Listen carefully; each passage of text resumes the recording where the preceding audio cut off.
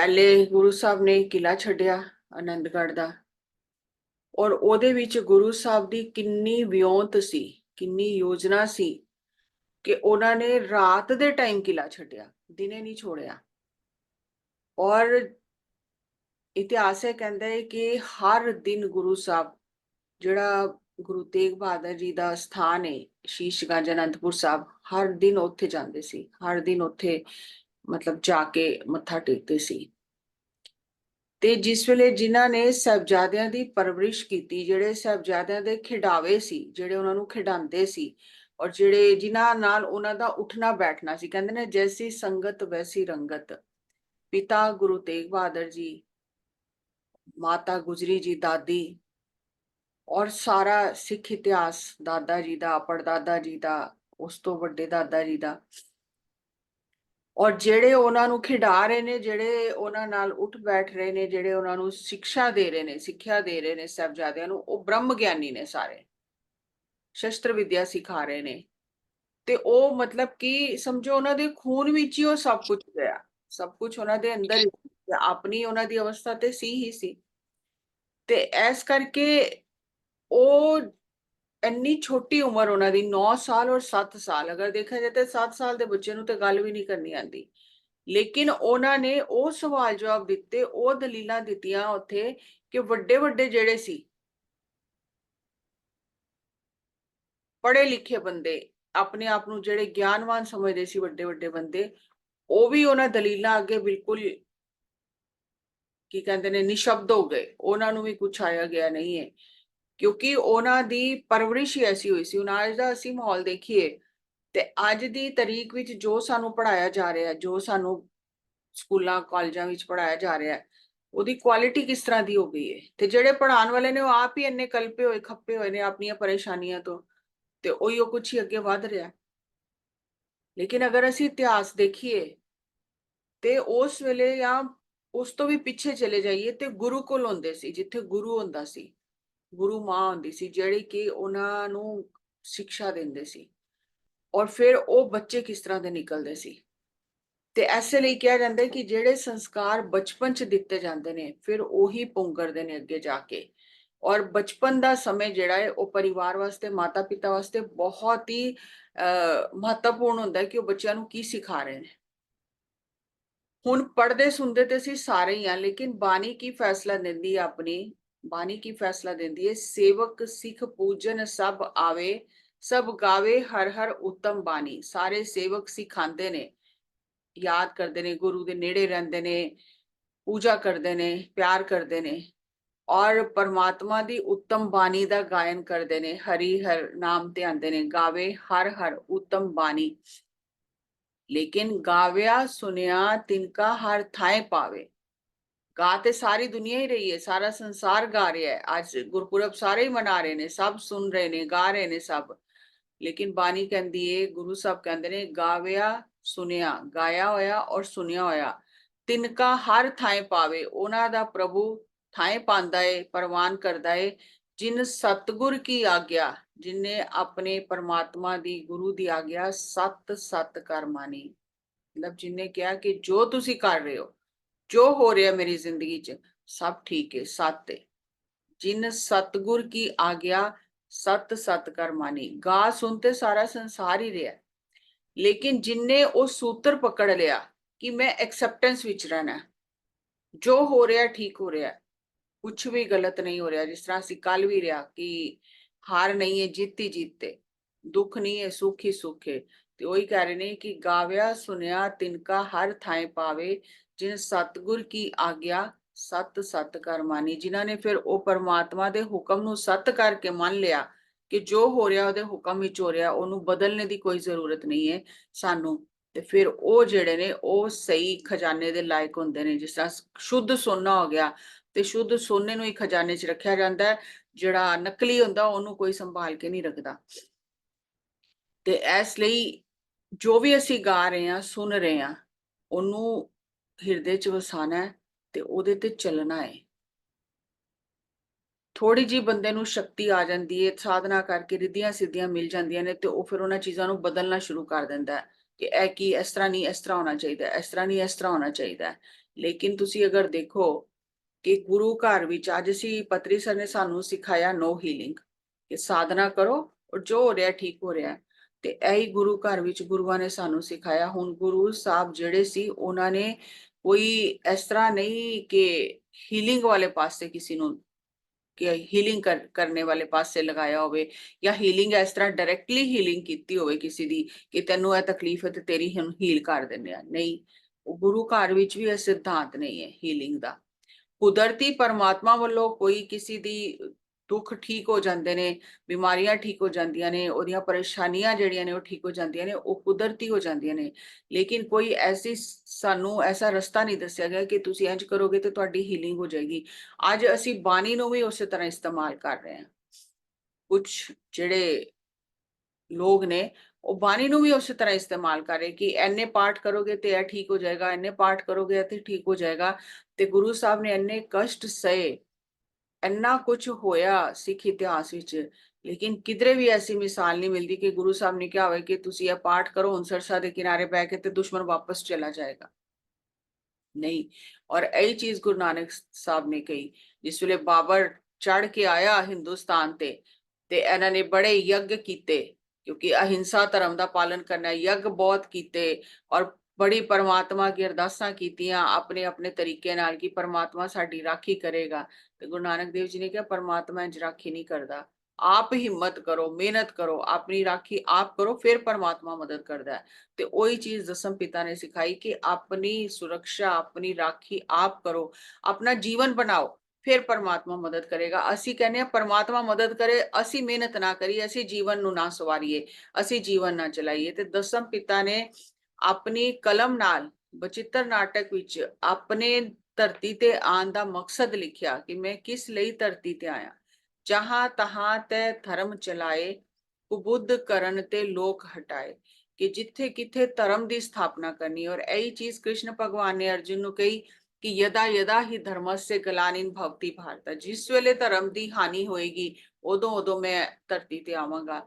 ਤੇ ਇਹੀ ਚੀਜ਼ ਦਸਮ ਪਿਤਾ ਇੱਥੇ ਕਹਿ ਰਹੇ ਨੇ ਕਿ ਧਰਮ ਦਾ ਮਤਲਬ ਇਹ ਨਹੀਂ ਹੈ ਕਿ ਸਿੱਖ ਧਰਮ ਨੂੰ ਸਥਾਪਨਾ ਕਰਨ ਲਈ ਆਏ। ਧਰਮ ਦਾ ਮਤਲਬ ਹੈ ਕਿ ਲੋਕਾਂ ਦੀ ਬੁੱਧੀ ਸਹੀ ਚੱਲੇ, ਧਰਮ ਦੇ ਅਨੁਸਾਰ ਚੱਲੇ, ਸਿਧਾਂਤਾਂ ਦੇ ਅਨੁਸਾਰ ਚੱਲੇ, ਜਿਹੜੇ ਬ੍ਰਹਿਮੰਡ ਦੇ ਨਿਯਮ ਨੇ ਉਹਨਾਂ ਨਿਯਮਾਂ ਨੂੰ ਸਮਝ ਕੇ ਅਸੀਂ ਉਹਨਾਂ ਨਿਯਮਾਂ ਦੇ ਅਨੁਸਾਰ ਚੱਲੀਏ। ਜਿਸ ਤਰ੍ਹਾਂ ਅਸੀਂ ਕਹਿੰਦੇ ਆ ਕਿ where the energy goes attention flows, where the attention goes energy flows, law of cause and effect, what you give you will get back। ਜਿਹੜੇ ਬ੍ਰਹਿਮੰਡ ਦੇ ਨਿਯਮ ਨੇ ਉਹਨਾਂ ਨਿਯਮਾਂ ਨੂੰ ਸਮਝ ਕੇ, ਉਹ ਧਰਮ ਜਿਹੜਾ ਉਹ ਨਿਯਮ ਹੈ ਜਿਹਦੇ ਚ ਸਾਰਾ ਬ੍ਰਹਿਮੰਡ ਉਸ ਨਿਯਮ ਚ ਚੱਲ ਰਿਹਾ। ਅਗਰ ਨਿਯਮ ਚ ਨਾ ਚੱਲ ਰਹੇ ਹੋਣ ਤੇ ਅੱਜ ਧਰਤੀ, ਆਕਾਸ਼, ਜਿੰਨੇ ਸਿਤਾਰੇ ਨੇ ਆਪਸ ਵਿੱਚ ਟਕਰਾ ਜਾਣ ਔਰ ਧਰਤੀ ਦਾ ਵਿਨਾਸ਼ ਹੋ ਜਾਏ, ਸਭ ਕੁਝ ਖਤਮ ਹੋ ਜਾਏ। ਲੇਕਿਨ ਨਹੀਂ, ਹਰ ਇੱਕ ਚੀਜ਼ ਪਰਮਾਤਮਾ ਨੇ ਨਿਯਮ ਵਿੱਚ ਬੰਨੀ ਹੋਈ ਹੈ। ਇੱਕ ਬੰਦਾ ਹੀ ਹੈ ਜਿਹੜਾ ਵਾਰ-ਵਾਰ ਨਿਯਮ ਤੋੜਦਾ ਤੇ ਫਿਰ ਉਹ ਦੁੱਖ ਉਠਾਉਂਦਾ ਹੈ। ਤੇ ਉਹ ਕਹਿ ਰਹੇ ਨੇ ਕਿ ਮੈਨੂੰ ਉਹ ਧਰਮ ਦੀ ਸਥਾਪਨਾ ਲਈ, ਉਹ ਰਾਈਟੀਅਸਨੈਸ, ਕਿ ਬੰਦਾ ਧਰਮ ਅਨੁਸਾਰ ਆਚਰਣ ਕਰੇ ਤੇ ਬੁੱਧੀ, ਕੁਬੁੱਧੀ ਜਿਹੜੀ ਹੈ, ਜਿਹੜੀ ਗਲਤ ਬੁੱਧੀ ਹੈ, ਜਿਹੜੀ ਗਲਤ ਕੰਮ ਕਰਨ ਵਾਲ ਜਿਹੜੀ ਲੈ ਜਾਂਦੀ ਹੈ, ਉਸ ਬੁੱਧੀ ਤੋਂ ਲੋਕਾਂ ਨੂੰ ਹਟਾ ਕੇ ਸਦਬੁੱਧੀ ਵੱਲ ਲਗਾਣਾ ਹੈ। ਕੁਬੁੱਧ ਕਰਨ ਤੇ ਲੋਕ ਹਟਾਏ, ਕਿ ਜਿਹੜੇ ਗਲਤ ਕੰਮ ਕਰ ਰਹੇ ਉਹਨਾਂ ਨੂੰ ਕਰਨ ਤੋਂ ਉਹਨਾਂ ਨੂੰ ਹਟਾਣਾ ਹੈ। ਤੇ ਕੋਈ ਵੀ ਇਹ ਨਹੀਂ ਚਾਹੁੰਦਾ ਗੁਰੂ ਕਿ ਅਸੀਂ ਸਿਰਫ ਉਹਦੀ ਪੂਜਾ ਕਰੀਏ ਔਰ ਉਹਦੇ ਕੇ ਅਨੁਸਾਰ ਨਾ ਚਲੀਏ। ਉਹ ਚਾਹੁੰਦੇ ਨੇ ਕਿ ਮਿਹਨਤ ਕਰਕੇ ਉਹਨਾਂ ਦੇ ਦੱਸੇ ਹੋਏ ਰਸਤੇ ਤੇ ਚੱਲ ਕੇ ਅਸੀਂ ਉਹਨਾਂ ਜੇ ਹੀ ਬਣ ਜਾਈਏ। ਔਰ ਇਹ ਕਹਿੰਦੇ ਨੇ ਕਿ ਜਿਸ ਵੇਲੇ ਚਮਕੌਰ ਦੀ ਗੜੀ ਦਾ ਯੁੱਧ ਹੋ ਰਿਹਾ ਸੀ ਤੇ ਚਾਰੋਂ ਪਾਸੇ, ਚਾਰੋਂ ਤਰਫ ਇੱਕ ਪਾਸੇ ਦਸਮ ਪਿਤਾ ਆਪ ਉੱਤੇ ਗੜੀ ਦੀ ਮੌਂਟੀ ਤੇ ਜਿਹੜਾ ਛੱਤ ਤੇ ਉਹਦੇ ਤੇ ਖੜੇ ਸੀ, ਇੱਕ ਪਾਸੇ ਭਾਈ ਦਇਆ ਸਿੰਘ ਜੀ, ਭਾਈ ਧਰਮ ਸਿੰਘ ਜੀ, ਭਾਈ ਮਾਨ ਸਿੰਘ ਜੀ, ਸਾਰੇ ਪਾਸੋਂ ਦੁਸ਼ਮਣ ਜਿਹੜੇ ਵੀ ਪਾਸੇ ਦੇਖਦਾ ਸੀ ਉਹਨਾਂ ਨੂੰ ਗੁਰੂ ਗੋਬਿੰਦ ਸਿੰਘ ਜੀ ਹੀ ਨਜ਼ਰ ਆਉਂਦੇ ਸੀ। ਤੇ ਹਰ ਇੱਕ ਗੁਰੂ ਇਹ ਚਾਹੁੰਦਾ ਹੈ ਕਿ ਅਸੀਂ ਉਹਦਾ ਰੂਪ ਹੀ ਹੋ ਜਾਈਏ ਸਾਧਨਾ ਕਰ ਕਰਕੇ। ਉਹਨਾਂ ਨੇ ਕਦੀ ਇਹ ਨਹੀਂ ਕਿਹਾ ਕਿ ਜੋ ਅਸੀਂ ਕੀਤਾ, ਜੋ ਅਸੀਂ ਕਰ ਰਹੇ ਹਾਂ ਤਾਂ ਉੱਥੋਂ ਤੱਕ ਤੁਸੀਂ ਨਹੀਂ ਪਹੁੰਚ ਸਕਦੇ। ਤੇ ਉਹ ਹਮੇਸ਼ਾ ਚਾਹੁੰਦੇ ਨੇ ਕਿ ਅਸੀਂ ਉਹਨਾਂ ਦੇ ਦੱਸੇ ਹੋਏ ਰਸਤੇ ਤੇ ਚੱਲ ਕੇ ਉਹਨਾਂ ਦਾ ਹੀ ਰੂਪ ਹੋ ਜਾਈਏ। ਐਸੇ ਲਈ ਦਸਮ ਪਿਤਾ ਨੇ ਕਿਹਾ ਜੋ ਹਮਕੋ ਪਰਮੇਸ਼ਰ ਉਚਰੇ, ਇੰਨੀ ਸ਼ਕਤੀ ਕੀਤੀ, ਤੇ ਸਭ ਨਰਕ ਕੁੰਡ में पर है, मोको दास तवन का जानो, या मैं भेद न रंच पछानो। कि मैं परमात्मा दा दास हां, इस गल विच कोई भेद ना मन्नो ते मैं जो मैनू भरमा कहेगा कि तुसी परमात्मा हो ते ਉਹ ਸਭ ਨਰਕ ਵਿੱਚ ਜਾਣਗੇ। ਇੱਕ ਇੱਥੇ ਬਹੁਤ ਅੱਛੀ ਆਂਦੀ ਏ ਕਥਾ ਆਂਦੀ ਏ ਕਿ ਪਰਮਾਤਮਾ ਨੇ ਅਵਤਾਰਾਂ ਨੂੰ ਭੇਜਿਆ ਤੇ ਅਵਤਾਰਾਂ ਦੇ ਮਗਰ ਲੱਗ ਗਏ। ਜਿਸ ਤਰ੍ਹਾਂ ਉਂਗਲੀ ਨੇ ਦੱਸਿਆ ਕਿ ਇਹ ਚੰਦਰਮਾ ਹੈ ਤੇ ਉਂਗਲੀ ਨੂੰ ਹੀ ਪਕੜ ਲਿਆ ਤੇ ਅੱਖਾਂ ਤੇ ਪੱਟੀ ਬੰਨ ਲਈ। ਤੇ ਖਲੀਲ ਜਿਬਰਾਨ ਦੀ ਇੱਕ ਉਹਨੇ ਲਿਖੀ ਏ ਮੇਰਾ ਸੁਪਨਾ ਕਰਕੇ ਕਿ ਮੈਂ ਸੁਪਨੇ 'ਚ ਦੇਖਿਆ ਉਹਨਾਂ ਨੇ ਕਿ ਉਹ ਉੱਚ ਲੋਕਾਂ 'ਚ ਪਹੁੰਚ ਗਏ ਨੇ ਤੇ ਉੱਥੇ ਬੜਾ ਜਲੂਸ ਨਿਕਲ ਰਿਹਾ ਤੇ ਬੜੇ ਬੰਦੇ ਨੇ ਔਰ ਪਾਲਕੀ ਚੱਲ ਰਹੀ ਹੈ, ਪਾਲਕੀ ਨੂੰ ਚੁੱਕ ਕੇ ਚੱਲ ਰਹੇ ਨੇ ਤੇ ਉਹਨਾਂ ਨੇ ਸੁਪਨੇ 'ਚ ਹੀ ਪੁੱਛਿਆ ਕਿ ਇਹ ਪਰਮਾਤਮਾ ਹੈ? ਇੰਨਾ ਵੱਡਾ ਜਲੂਸ ਜਿਹੜਾ ਨਿਕਲ ਰਿਹਾ ਇੱਥੇ ਉੱਪਰ। ਉਹਨਾਂ ਨੇ ਕਿਹਾ ਨਹੀਂ, ਪਰਮਾਤਮਾ ਨਹੀਂ ਹੈ, ਇਹ ਪੀਰ ਮੁਹੰਮਦ ਨੇ। ਫਿਰ ਥੋੜੀ ਦੇਰ ਬਾਅਦ ਹੋਰ ਇੱਕ ਟੋਲੀ ਆਈ, ਬੜੇ ਲੋਕ ਨੇ ਪਿੱਛੇ ਪਾਲਕੀ ਚੁੱਕੀ ਹੋਈ ਹੈ ਤੇ ਉਹਨਾਂ ਨੇ ਕਿਹਾ ਇਹ ਪਰਮਾਤਮਾ ਹੈ? ਕਹਿੰਦੇ ਨਹੀਂ, ਇਹ ਪਰਮਾਤਮਾ ਨਹੀਂ, ਇਹ ਜੀਸਸ ਨੇ।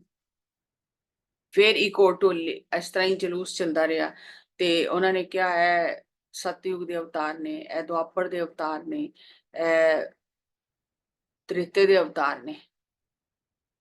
ਤੇ ਇੰਨੇ ਪਿੱਛੇ ਲੋਕ ਲੱਗੇ ਹੋਏ ਨੇ ਜਿਹੜੇ ਪਾਲਕੀ ਚੁੱਕ ਕੇ ਚੱਲ ਰਹੇ ਨੇ, ਫੁੱਲਾਂ ਦੀ ਵਰਖਾ ਕਰ ਰਹੇ ਨੇ। ਤੇ ਫਿਰ ਇੱਕ ਪਾਲਕੀ ਹੈ ਜਿਹਨੂੰ 4 ਬੰਦਿਆਂ ਨੇ ਚੁੱਕਿਆ ਹੋਇਆ ਤੇ 2-4 ਹੀ ਬੰਦੇ ਨਾਲ ਨੇ ਤੇ ਉਹਨਾਂ ਨੇ ਕਿਹਾ ਇਹ ਕੌਣ ਹੈ? ਇਹਨਾਂ ਨੂੰ ਕੀ ਸ਼ੌਕ ਆ ਗਿਆ ਜਲੂਸ ਵਿੱਚ ਚੱਲਣੇ ਦਾ? ਇਹਨਾਂ ਨਾਲ ਤੇ ਕੋਈ ਹੈ ਹੀ ਨਹੀਂ। ਤੇ ਉਹ ਜਿਹੜਾ ਬੰਦਾ ਸੀ ਉਹਨੇ ਕਿਹਾ ਪਰਮਾਤਮਾ ਹੈ। ਉਹਨੇ ਕਿਹਾ ਇਹ ਕੀ ਗੱਲ ਹੋਈ? ਉਹਨਾਂ ਨਾਲ ਇੰਨੇ ਕਰੋੜੋਂ ਬੰਦੇ ਨੇ ਤੇ ਪਰਮਾਤਮਾ ਨਾਲ ਬਹੁਤ ਘੱਟ 2-4 ਬੰਦੇ ਨੇ। ਉਹਨਾਂ ਨੇ ਕਿਹਾ ਹਾਂ, ਇਹੀ ਹੁੰਦਾ ਧਰਤੀ ਤੇ ਪਰਮਾਤਮਾ ਜਿਹਨੂੰ ਭੇਜਦਾ ਲੋਕ ਉਹਨੂੰ ਪਰਮਾਤਮਾ ਸਮਝ ਲੈਂਦੇ ਨੇ ਤੇ ਪਰਮਾਤਮਾ ਨੂੰ ਭੁੱਲ ਜਾਂਦੇ ਨੇ ਤੇ ਇਸ ਵਾਸਤੇ ਪਰਮਾਤਮਾ ਤੱਕ ਬਹੁਤ ਘੱਟ ਲੋਕ ਪਹੁੰਚਦੇ ਨੇ।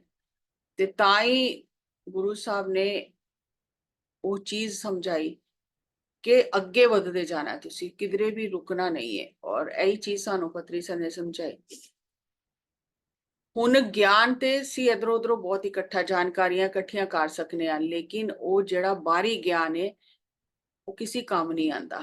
ਅਸਲੀ ਜਿਹੜਾ ਅੰਦਰੋਂ ਜਿਹਨੂੰ ਕਹਿੰਦੇ ਨਾ ਭਾਵ ਪ੍ਰੇਮ, ਜਿਹੜਾ ਜਿਹਨੂੰ ਅੰਦਰੋਂ ਗਿਆਨ ਹੈ, ਜਿਹਦੀ ਆਤਮਾ ਜਾਗੀ ਹੈ ਔਰ ਆਤਮਾ ਤੋਂ ਜਿਹਨੂੰ ਗਿਆਨ ਮਿਲਦਾ ਹੈ, ਜਿਹੜਾ ਅੰਦਰੋਂ ਸਮਝ ਆਏ ਸਮੇਂ ਤੇ ਕਿ ਮੈਂ ਕੀ ਕਰਨਾ, ਮੇਰਾ ਧਰਮ ਕੀ ਹੈ, ਮੇਰਾ ਫਰਜ਼ ਕੀ ਹੈ, ਅਸਲੀ ਉਹ ਗਿਆਨ ਹੈ। ਇਹ ਜਾਣਕਾਰੀ ਜਿਹੜੀ ਹੈ ਇਹ ਗਿਆਨ ਨਹੀਂ ਹੈ। ਹੁਣ ਦੇਖੋ ਕਿ ਗੁਰੂ ਸਾਹਿਬ ਦਾ ਕਿਸੇ ਧਰਮ ਨਾਲ ਕੋਈ ਵੈਰ ਨਹੀਂ ਹੈ, ਕਿਸੇ ਜਾਤੀ ਨਾਲ ਕੋਈ ਵੈਰ ਨਹੀਂ ਹੈ। ਹੁਣ ਇੱਕ ਪਾਸੇ ਤੇ ਗੰਗੂ ਬ੍ਰਾਹਮਣ ਹੈ ਜਿਹਦੀ ਜਾਤੀ ਉੱਚੀ ਹੈ ਔਰ ਇੱਕ ਪਾਸੇ ਕੁੰਭਾ ਮਾਸ਼ਕੀ ਜਿਹਨੂੰ ਕਰੀਮ ਬਖਸ਼ ਜੀ ਦਾ ਨਾਮ ਹੈ ਤੇ ਲੇਕਿਨ ਗਰੀਬ ਹੈ ਤੇ ਕੋਈ ਨਾਮ ਹੀ ਪੂਰਾ ਨਹੀਂ ਲੈਂਦਾ ਤੇ ਕੁੰਭਾ ਮਾਸ਼ਕੀ ਕਰਕੇ ਹੀ ਉਹਨੂੰ ਬੁਲਾਉਂਦੇ ਨੇ, ਨਾਮ ਮਸ਼ਹੂਰ ਹੋ ਗਿਆ। ਹੁਣ ਗੰਗੂ ਬ੍ਰਾਹਮਣ ਨੇ ਗੁਰੂ ਘਰ ਵਿੱਚ ਗਿਆ ਵੀ ਹੈ, ਦਰਸ਼ਨ ਵੀ ਕੀਤੇ ਨੇ, ਬੜਾ ਕੁਝ ਸੁਣਿਆ ਵੀ ਹੈ, ਸੇਵਾ ਵੀ ਕੀਤੀ ਹੈ। ਲੇਕਿਨ ਜਿਹੜਾ ਕੁੰਭਾ ਮਾਸ਼ਕੀ ਹੈ ਉਹਨੇ ਤੇ ਦਰਸ਼ਨ ਵੀ ਨਹੀਂ ਕੀਤੇ, ਉਹਨੂੰ ਤੇ ਪਤਾ ਹੀ ਨਹੀਂ, ਉਹਨੇ ਕੁਛ ਇਧਰੋਂ ਉਧਰੋਂ ਸੁਣਿਆ, ਉਹਨੂੰ ਪਤਾ ਨਹੀਂ। ਲੇਕਿਨ ਜਿਸ ਵੇਲੇ ਸਰਸਾ ਨਦੀ ਪਾਰ ਕਰਦੇ ਨੇ ਔਰ ਪਰਿਵਾਰ ਵਿਛੋੜਾ ਹੋ ਜਾਂਦਾ ਹੈ, ਪਰਿਵਾਰ ਵਿਛੜ ਜਾਂਦਾ ਹੈ, ਤੇ ਜਿਹੜਾ ਕੁੰਭਾ ਮਾਸ਼ਕੀ ਹੈ ਕਹਿੰਦੇ ਨੇ ਐਨੇ ਮਾਤਾ ਗੁਜਰੀ ਨੂੰ ਔਰ ਸਾਹਿਬਜ਼ਾਦਿਆਂ ਨੂੰ ਇਹ ਮਲਾ ਵੀ ਸੀ ਤੇ ਐਨੇ ਸਰਸਾ ਪਾਰ ਕਰਾਈ। ਔਰ ਜਿਸ ਵੇਲੇ ਦਿਨ ਚੜਿਆ ਤੇ ਉੱਥੇ ਮਿਲਦਾ ਗੰਗੂ ਬ੍ਰਾਹਮਣ। ਤੇ ਗੰਗੂ ਬ੍ਰਾਹਮਣ ਕਿਉਂਕਿ ਗੁਰੂ ਘਰ ਵਿੱਚ ਆਂਦਾ ਜਾਂਦਾ ਸੀ, ਸੇਵਾ ਕਰਦਾ ਸੀ ਤੇ ਮਾਤਾ ਜੀ ਜਾਣਦੇ ਸੀ। ਤੇ ਜਿਸ ਤਰ੍ਹਾਂ ਕਿਸੇ ਜਾਣਕਾਰ ਨੂੰ ਦੇਖ ਕੇ ਥੋੜਾ ਸਹਾਰਾ ਹੋ ਜਾਂਦਾ ਹੈ ਕਿ ਚਲੋ ਹੁਣ ਇਹਨੂੰ ਤੇ ਅਸੀਂ ਜਾਣਦੇ ਆ ਤੇ ਕੋਈ ਰਸਤਾ ਨਿਕਲੇਗਾ। ਤੇ ਲੇਕਿਨ ਗੰਗੂ ਬ੍ਰਾਹਮਣ ਨੇ ਜੋ ਕਰਮ ਕੀਤਾ, ਜੋ ਉਹਨੇ ਆਚਰਣ ਕੀਤਾ, ਅਧਰਮ ਕੀਤਾ, ਜੋ ਉਹ ਸ਼ਾਇਦ ਕੋਈ ਅੱਜ ਵੀ ਅਸੀਂ ਉਹ ਉਸ ਚੀਜ਼ ਨੂੰ ਮਤਲਬ ਸਮਝੋ ਲਾਂਤਾ ਪਾਉਂਦਾ ਸੰਸਾਰ।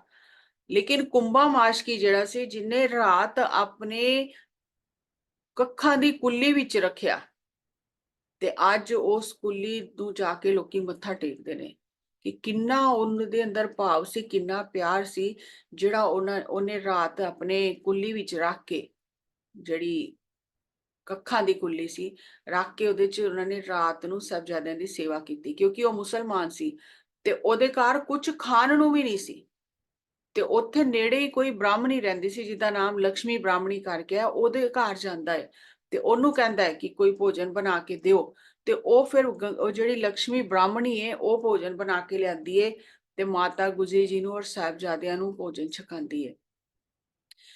ਇਸ ਗੱਲ ਤੇ ਸਾਨੂੰ ਮਾਣ ਨਹੀਂ ਕਰਨਾ ਚਾਹੀਦਾ ਕਿ ਅਸੀਂ ਤੇ ਗੁਰੂ ਨੂੰ ਜਾਣਦੇ ਹਾਂ, ਅਸੀਂ ਤੇ ਗੁਰੂ ਦੇ ਨਾਲ ਬੜਾ ਰਹਿ ਰਹੇ ਹਾਂ ਤੇ ਸਾਨੂੰ ਬਹੁਤ ਗਿਆਨ ਹੈ। ਨਹੀਂ, ਗੰਗੂ ਕੋਲ ਜਾਣਕਾਰੀ ਕੁੰਭਾ ਮਾਸ਼ਕੀ ਤੋਂ ਜ਼ਿਆਦਾ ਹੈ। ਉਹਨੂੰ ਕੁੰਭਾ ਮਾਸ਼ਕੀ ਨੂੰ ਕੁਝ ਵੀ ਨਹੀਂ ਪਤਾ, ਲੇਕਿਨ ਕਰਮ ਕੁੰਭਾ ਮਾਸ਼ਕੀ ਨੇ ਐਸਾ ਕੀਤਾ ਕਿ ਰਹਿੰਦੀ ਦੁਨੀਆ ਤੱਕ ਉਹਦਾ ਨਾਮ ਰਹੇਗਾ। ਤੇ ਜਾਣਕਾਰੀ ਹੋਣਾ ਇਸ ਗੱਲ ਦਾ ਕੋਈ ਵੀ ਸਬੂਤ ਨਹੀਂ ਹੈ ਕਿ ਵੀ ਇਹ ਬੰਦਾ ਪਹੁੰਚ ਗਿਆ ਜਾਂ ਬੜਾ ਨੇੜੇ ਵੇ ਗੁਰੂ ਦੇ, ਨਹੀਂ। ਜਿਹੜਾ ਆਤਮਾ ਕਰਕੇ ਨੇੜੇ ਵੇ ਉਹ ਨੇੜੇ ਵੇ। ਤੇ ਜਿਸ ਵੇਲੇ ਬੰਦਾ ਕੋਈ ਗਲਤ ਕੰਮ ਕਰਦਾ ਨਾ, ਆਪ ਤੇ ਬਦਨਾਮ ਹੁੰਦਾ ਹੈ, ਆਪਣੀ ਕੁਲ ਨੂੰ ਬਦਨਾਮ ਕਰਦਾ ਹੈ, ਆਪਣੇ ਪਿੰਡ ਨੂੰ ਵੀ ਬਦਨਾਮ ਕਰ ਦਿੰਦਾ ਹੈ, ਆਪਣੇ ਉਸ ਨਗਰ ਨੂੰ ਵੀ ਬਦਨਾਮ ਕਰ ਦਿੰਦਾ ਹੈ। ਹੁਣ ਜਿੱਥੇ ਗੰਗੂ ਬ੍ਰਾਹਮਣ ਜਿੱਥੇ ਰਹਿੰਦਾ ਸੀ, ਉਸ ਪਿੰਡ ਦਾ ਨਾਮ ਆਇਆ ਖੇੜੀ ਪਿੰਡ, ਜਿੱਥੇ ਖੇੜਾ ਹੋਵੇ। ਤੇ ਲੇਕਿਨ ਜਿਸ ਵੇਲੇ ਉਹਨੇ ਐਸਾ ਕੰਮ ਕੀਤਾ ਤੇ ਉਹਦਾ ਨਾਮ ਬਦਲ ਗਿਆ ਤੇ ਉਹ ਪਾਪ ਸਹੇੜੀ, ਸਹੇੜੀ ਪਿੰਡ ਹੋ ਗਿਆ। ਅੱਜ ਵੀ ਉਹਨੂੰ ਖੇੜੀ ਕੋਈ ਨਹੀਂ ਕਹਿੰਦਾ, ਸਹੇੜੀ ਕਹਿੰਦੇ ਨੇ। ਤੇ ਗੁਰੂ ਸਾਹਿਬ ਨੇ ਇੱਕ ਕਮਾਲ ਹੋਰ ਜਿਹੜਾ ਕੀਤਾ, ਜਿੱਥੇ ਉਹਨਾਂ ਨੇ ਸਿੰਘਾਂ ਨੂੰ ਉਹ ਆਤਮ ਵਿਸ਼ਵਾਸ, ਆਤਮ ਬਲ ਦਿੱਤਾ, ਜਗਾਇਆ ਉਹਨਾਂ ਦੇ ਅੰਦਰ। ਉਹਨਾਂ ਨੇ ਉੱਥੇ ਨਾਲ ਹੀ ਜਿਹੜੀਆਂ ਸਿੰਘਣੀਆਂ ਜਿਨ੍ਹਾਂ ਨੂੰ ਕਹਿੰਦੇ ਆ ਅਸੀਂ ਇਸਤਰੀਆਂ, ਇਸਤਰੀ ਜਾਤੀ ਨੂੰ ਬਰਾਬਰ ਦਾ ਅਧਿਕਾਰ ਦਿੱਤਾ। ਉਹਨਾਂ ਨੂੰ ਪਿੱਛੇ ਨਹੀਂ ਰੱਖਿਆ, ਬਰਾਬਰ ਦਾ ਅਧਿਕਾਰ ਦਿੱਤਾ। ਜਿੱਥੇ ਸਿੰਘ ਜਿਹੜੇ ਨੇ ਉਹ ਗੱਤਕਾ ਸਿੱਖਦੇ ਸੀ ਔਰ ਹਰ ਤਰ੍ਹਾਂ ਦੇ ਜੋ ਅਨੁਸ਼ਠਾਨ ਕਰਦੇ ਸੀ, ਮਤਲਬ ਸੇਵਾ ਪਾਠ, ਤੇ ਗੁਰੂ ਸਾਹਿਬ ਨੇ ਕੋਈ ਆਤਮਾ ਦੇ ਸਤਰ ਤੇ ਦੋਨੋਂ ਬਰਾਬਰ ਨੇ ਤੇ ਕੋਈ ਫਰਕ ਨਹੀਂ ਕੀਤਾ ਇਸਤਰੀ ਔਰ ਪੁਰਸ਼ ਵਿੱਚ। ਆਤਮ सम्मान ਕਰਨਾ, ਆਤਮ ਸੁਰੱਖਿਆ ਕਰਨੀ, ਆਪਣੀ ਆਤਮਾ ਨੂੰ ਸੈਲਫ ਸਫੀਸ਼ੀਐਂਟ ਮਤਲਬ ਆਪਣੇ ਆਪ ਤੇ ਨਿਰਭਰ ਰਹਿਣਾ, ਸੈਲਫ ਡਿਸਿਪਲਿਨ ਅਨੁਸ਼ਾਸਨ ਵਿੱਚ ਰਹਿਣਾ, ਇਹ ਗੁਰੂ ਸਾਹਿਬ ਨੇ ਸਿਖਾਇਆ। ਤੇ ਬਰਾਬਰ ਅਧਿਕਾਰ ਜਿਹੜੇ ਨੇ ਉਹ ਇਸਤਰੀ ਜਾਤੀ ਨੂੰ ਦਿੱਤੇ। ਅਗਰ ਅਸੀਂ ਦੇਖੀਏ ਤੇ ਜਿਸ ਟਾਈਮ ਗੁਰੂ ਸਾਹਿਬ ਨੇ ਅੰਮ੍ਰਿਤ ਤਿਆਰ ਕੀਤਾ ਤੇ ਮਾਤਾ ਜੀਤ ਕੌਰ ਜੀ ਨੇ ਉਹਦੇ ਚ ਪਤਾਸੇ ਪਾਏ। ਅੱਜ ਅਸੀਂ ਵੂਮਨ ਐਮਪਾਵਰਮੈਂਟ ਦੀ ਗੱਲ ਕਰਨੇ ਆ ਤੇ ਗੁਰੂਆਂ ਨੇ ਤੇ ਉਹ ਪਹਿਲੀ ਪਾਤਸ਼ਾਹੀ ਤੋਂ ਹੀ ਸ੍ਰੀ ਗੁਰੂ ਨਾਨਕ ਦੇਵ ਜੀ ਨੇ ਕਿਹਾ, ਸੋ ਕਿਉ ਮੰਦਾ ਆਖੀਏ ਜਿਤ ਜੰਮੇ ਰਾਜਾਨ, ਕਿ ਜਿਹਦੀ ਕੁੱਖ ਤੋਂ ਰਾਜੇ ਮਹਾਰਾਜੇ ਪੀਰ ਪੈਗੰਬਰ ਪੈਦਾ ਹੁੰਦੇ ਨੇ, ਉਹ ਉਹਨੂੰ ਮੰਦਾ ਕਿਸ ਤਰ੍ਹਾਂ ਕਹਿ ਸਕਨੇ। ਤੇ ਬਰਾਬਰ ਦਾ ਅਧਿਕਾਰ ਦਿੱਤਾ। ਔਰ ਐਸੀਆਂ ਐਸੀਆਂ ਇਤਿਹਾਸ ਵਿੱਚ ਸਾਖੀਆਂ ਆਉਂਦੀਆਂ ਨੇ ਕਿ ਹੁਣ ਮਾਤਾ ਭਾਗ ਕੌਰ ਨੂੰ ਤੁਸੀਂ ਸਾਰੇ ਜਾਣਦੇ ਹੋ, ਜਿਹਨੂੰ ਮਾਈ ਭਾਗੋ ਕਰਕੇ ਅਸੀਂ ਜਾਣਦੇ ਹਾਂ। ਉਹਨਾਂ ਦੀ ਬੰਦੂਕ ਹੀ ਇੰਨੀ ਭਾਰੀ ਸੀ, ਕਿੰਨੇ ਕਿਲੋ ਦੀ ਕਹਿੰਦੇ ਨੇ, ਉਹ ਚਲਾਉਂਦੇ ਸੀ ਕਿ ਬੰਦਾ ਅੱਜ ਦੀ ਤਰੀਕ ਤੇ ਸ਼ਾਇਦ ਅਸੀਂ ਉਹਨੂੰ ਹਿਲਾ ਵੀ ਨਾ ਸਕੀਏ।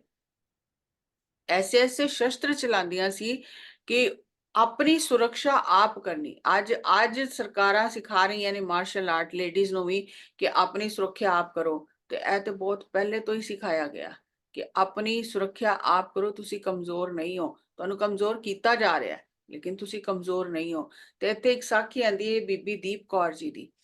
ਉਹ ਕਾਫਲੇ ਨਾਲ ਦਸਮ ਪਿਤਾ ਦੇ ਦਰਸ਼ਨ ਕਰਨ ਆ ਰਹੇ ਸੀ ਤੇ ਉਹ ਕਾਫਲੇ ਤੋਂ ਥੋੜੇ ਜਿਹੇ ਅੱਗੇ ਨਿਕਲ ਆਏ ਤੇ ਅੱਗੇ ਉਹਨਾਂ ਨੂੰ 4 ਪਠਾਨਾਂ ਨੇ ਘੇਰ ਲਿਆ।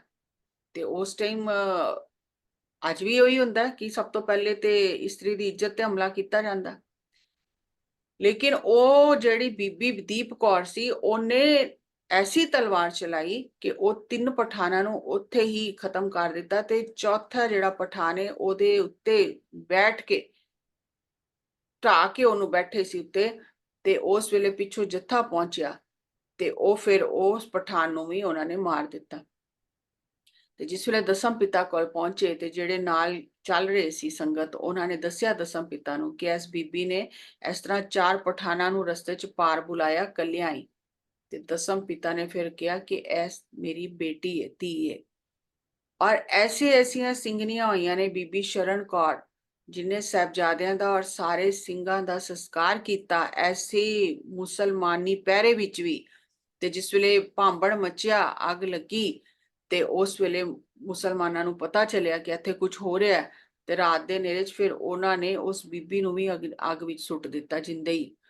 ਤੇ ਐਸੇ ਕਾਰਨਾਮੇ ਸਿੱਖ ਇਤਿਹਾਸ ਵਿੱਚ ਬੀਬੀਆਂ ਨੇ ਕੀਤੇ ਨੇ ਕਿ ਜੋ ਸਪਿਰਿਟ ਦਸਮ ਪਿਤਾ ਨੇ ਭਰੀ, ਜਿੱਥੇ ਸਿੰਘ ਦੀ ਉਪਾਧੀ ਦਿੱਤੀ ਕਿ ਹਰ ਇੱਕ ਜਿਹੜਾ ਪੁਰਸ਼ ਆਪਣੇ ਨਾਮ ਨਾਲ ਸਿੰਘ ਲਗਾਏ, ਉੱਥੇ ਹਰ ਇੱਕ ਇਸਤਰੀ ਨੂੰ ਕਿਹਾ ਤੂੰ ਕੌਰ ਲਗਾਣਾ ਆਪਣੇ ਨਾਮ ਨਾਲ। ਕੌਰ ਮਤਲਬ ਤੂੰ ਰਾਜਕੁਮਾਰੀ ਹੈ, ਕਮਜ਼ੋਰ ਨਹੀਂ ਹੈ ਤੂੰ। ਤੇ ਜਿਹੜੀਆਂ ਰਾਜਕੁਮਾਰੀਆਂ ਹੁੰਦੀਆਂ ਸੀ ਉਹ ਹਰ ਕੰਮ ਵਿੱਚ ਨਿਪੁੰਨ ਹੁੰਦੀਆਂ ਸੀ, ਰਾਜਨੀਤੀ ਵਿੱਚ, ਧਰਮ ਨੀਤੀ ਵਿੱਚ, ਆਪਣੀ ਰੱਖਿਆ ਵਿੱਚ, ਦੂਜਿਆਂ ਦੀ ਸੁਰੱਖਿਆ ਵਿੱਚ। ਤੇ ਦਸਮ ਪਿਤਾ ਨੇ ਐਸੀ ਕਲਪਨਾ, ਐਸਾ ਸਾਨੂੰ ਬਣਾਇਆ।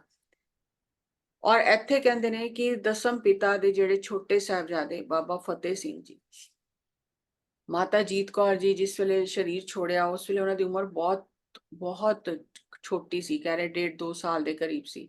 ਤੇ ਮਾਤਾ ਗੁਜਰੀ ਜੀ ਨੇ ਉਹਨਾਂ ਦੀ ਪਰਵਰਿਸ਼ ਕੀਤੀ, ਦੋਨੋਂ ਛੋਟੇ ਸਾਹਿਬਜ਼ਾਦਿਆਂ ਦੀ। ਔਰ ਦੇਖੋ ਦੋਨੋਂ ਛੋਟੇ ਸਾਹਿਬਜ਼ਾਦੇ ਮਾਤਾ ਗੁਜਰੀ ਦੇ ਨਾਲ ਹੀ ਰਹੇ ਆਖਰੀ ਸਮੇਂ ਤੱਕ।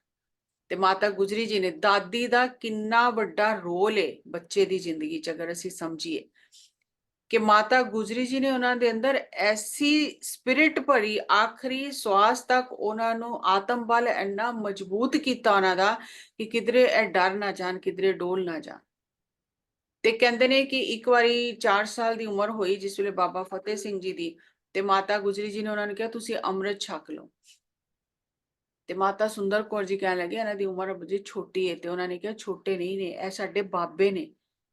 ਇਹ ਸਰੀਰ ਦੇਖਣ 'ਚ ਛੋਟਾ ਲੱਗ ਰਿਹਾ ਹੈ ਲੇਕਿਨ ਇਹਨਾਂ ਦੀ ਬਹੁਤ ਉੱਚੀ ਅਵਸਥਾ ਹੈ, ਇਹ ਬਾਬੇ ਨੇ। ਤਾਂ ਹੀ ਅਸੀਂ ਸਾਹਿਬਜ਼ਾਦਿਆਂ ਨੂੰ ਬਾਬਾ ਅਜੀਤ ਸਿੰਘ ਜੀ, ਬਾਬਾ ਜੁਝਾਰ ਸਿੰਘ ਜੀ, ਬਾਬਾ ਜੋਰਾਵਰ ਸਿੰਘ ਜੀ, ਬਾਬਾ ਫਤਿਹ ਸਿੰਘ ਜੀ, ਜਿਹੜਾ ਵੱਡਾ, ਜਿਹੜਾ ਬਹੁਤ ਵੱਡਾ ਹੈ, ਆਤਮਾ ਦੇ ਸਤਰ ਤੇ ਬਹੁਤ ਵੱਡਾ ਹੈ। ਸੰਸਾਰੀ ਵੀ ਅਸੀਂ ਬਾਬਾ ਕਹਿੰਦੇ ਆ ਲੇਕਿਨ ਆਤਮਾ ਦੇ ਸਤਰ ਤੇ ਜਿਹੜਾ ਬਹੁਤ ਮੈਚੋਰ ਸੋਲ ਜਿਹਨੂੰ ਅਸੀਂ ਕਹਿ ਸਕਦੇ ਆ, ਟ੍ਰਾਂਸਡੈਂਟਲ ਸੋਲ ਜਿਹੜੀ ਹੋ ਜਾਂਦੀ ਹੈ, ਉਹ ਅਵਸਥਾ ਉਹਨਾਂ ਦੀ ਸੀ। ਸਰੀਰ ਦੀ ਉਮਰ ਚਾਹੇ ਛੋਟੀ ਸੀ ਲੇਕਿਨ ਆਤਮਾ ਬਹੁਤ ਉੱਚੀ ਅਵਸਥਾ ਦੀ ਸੀ।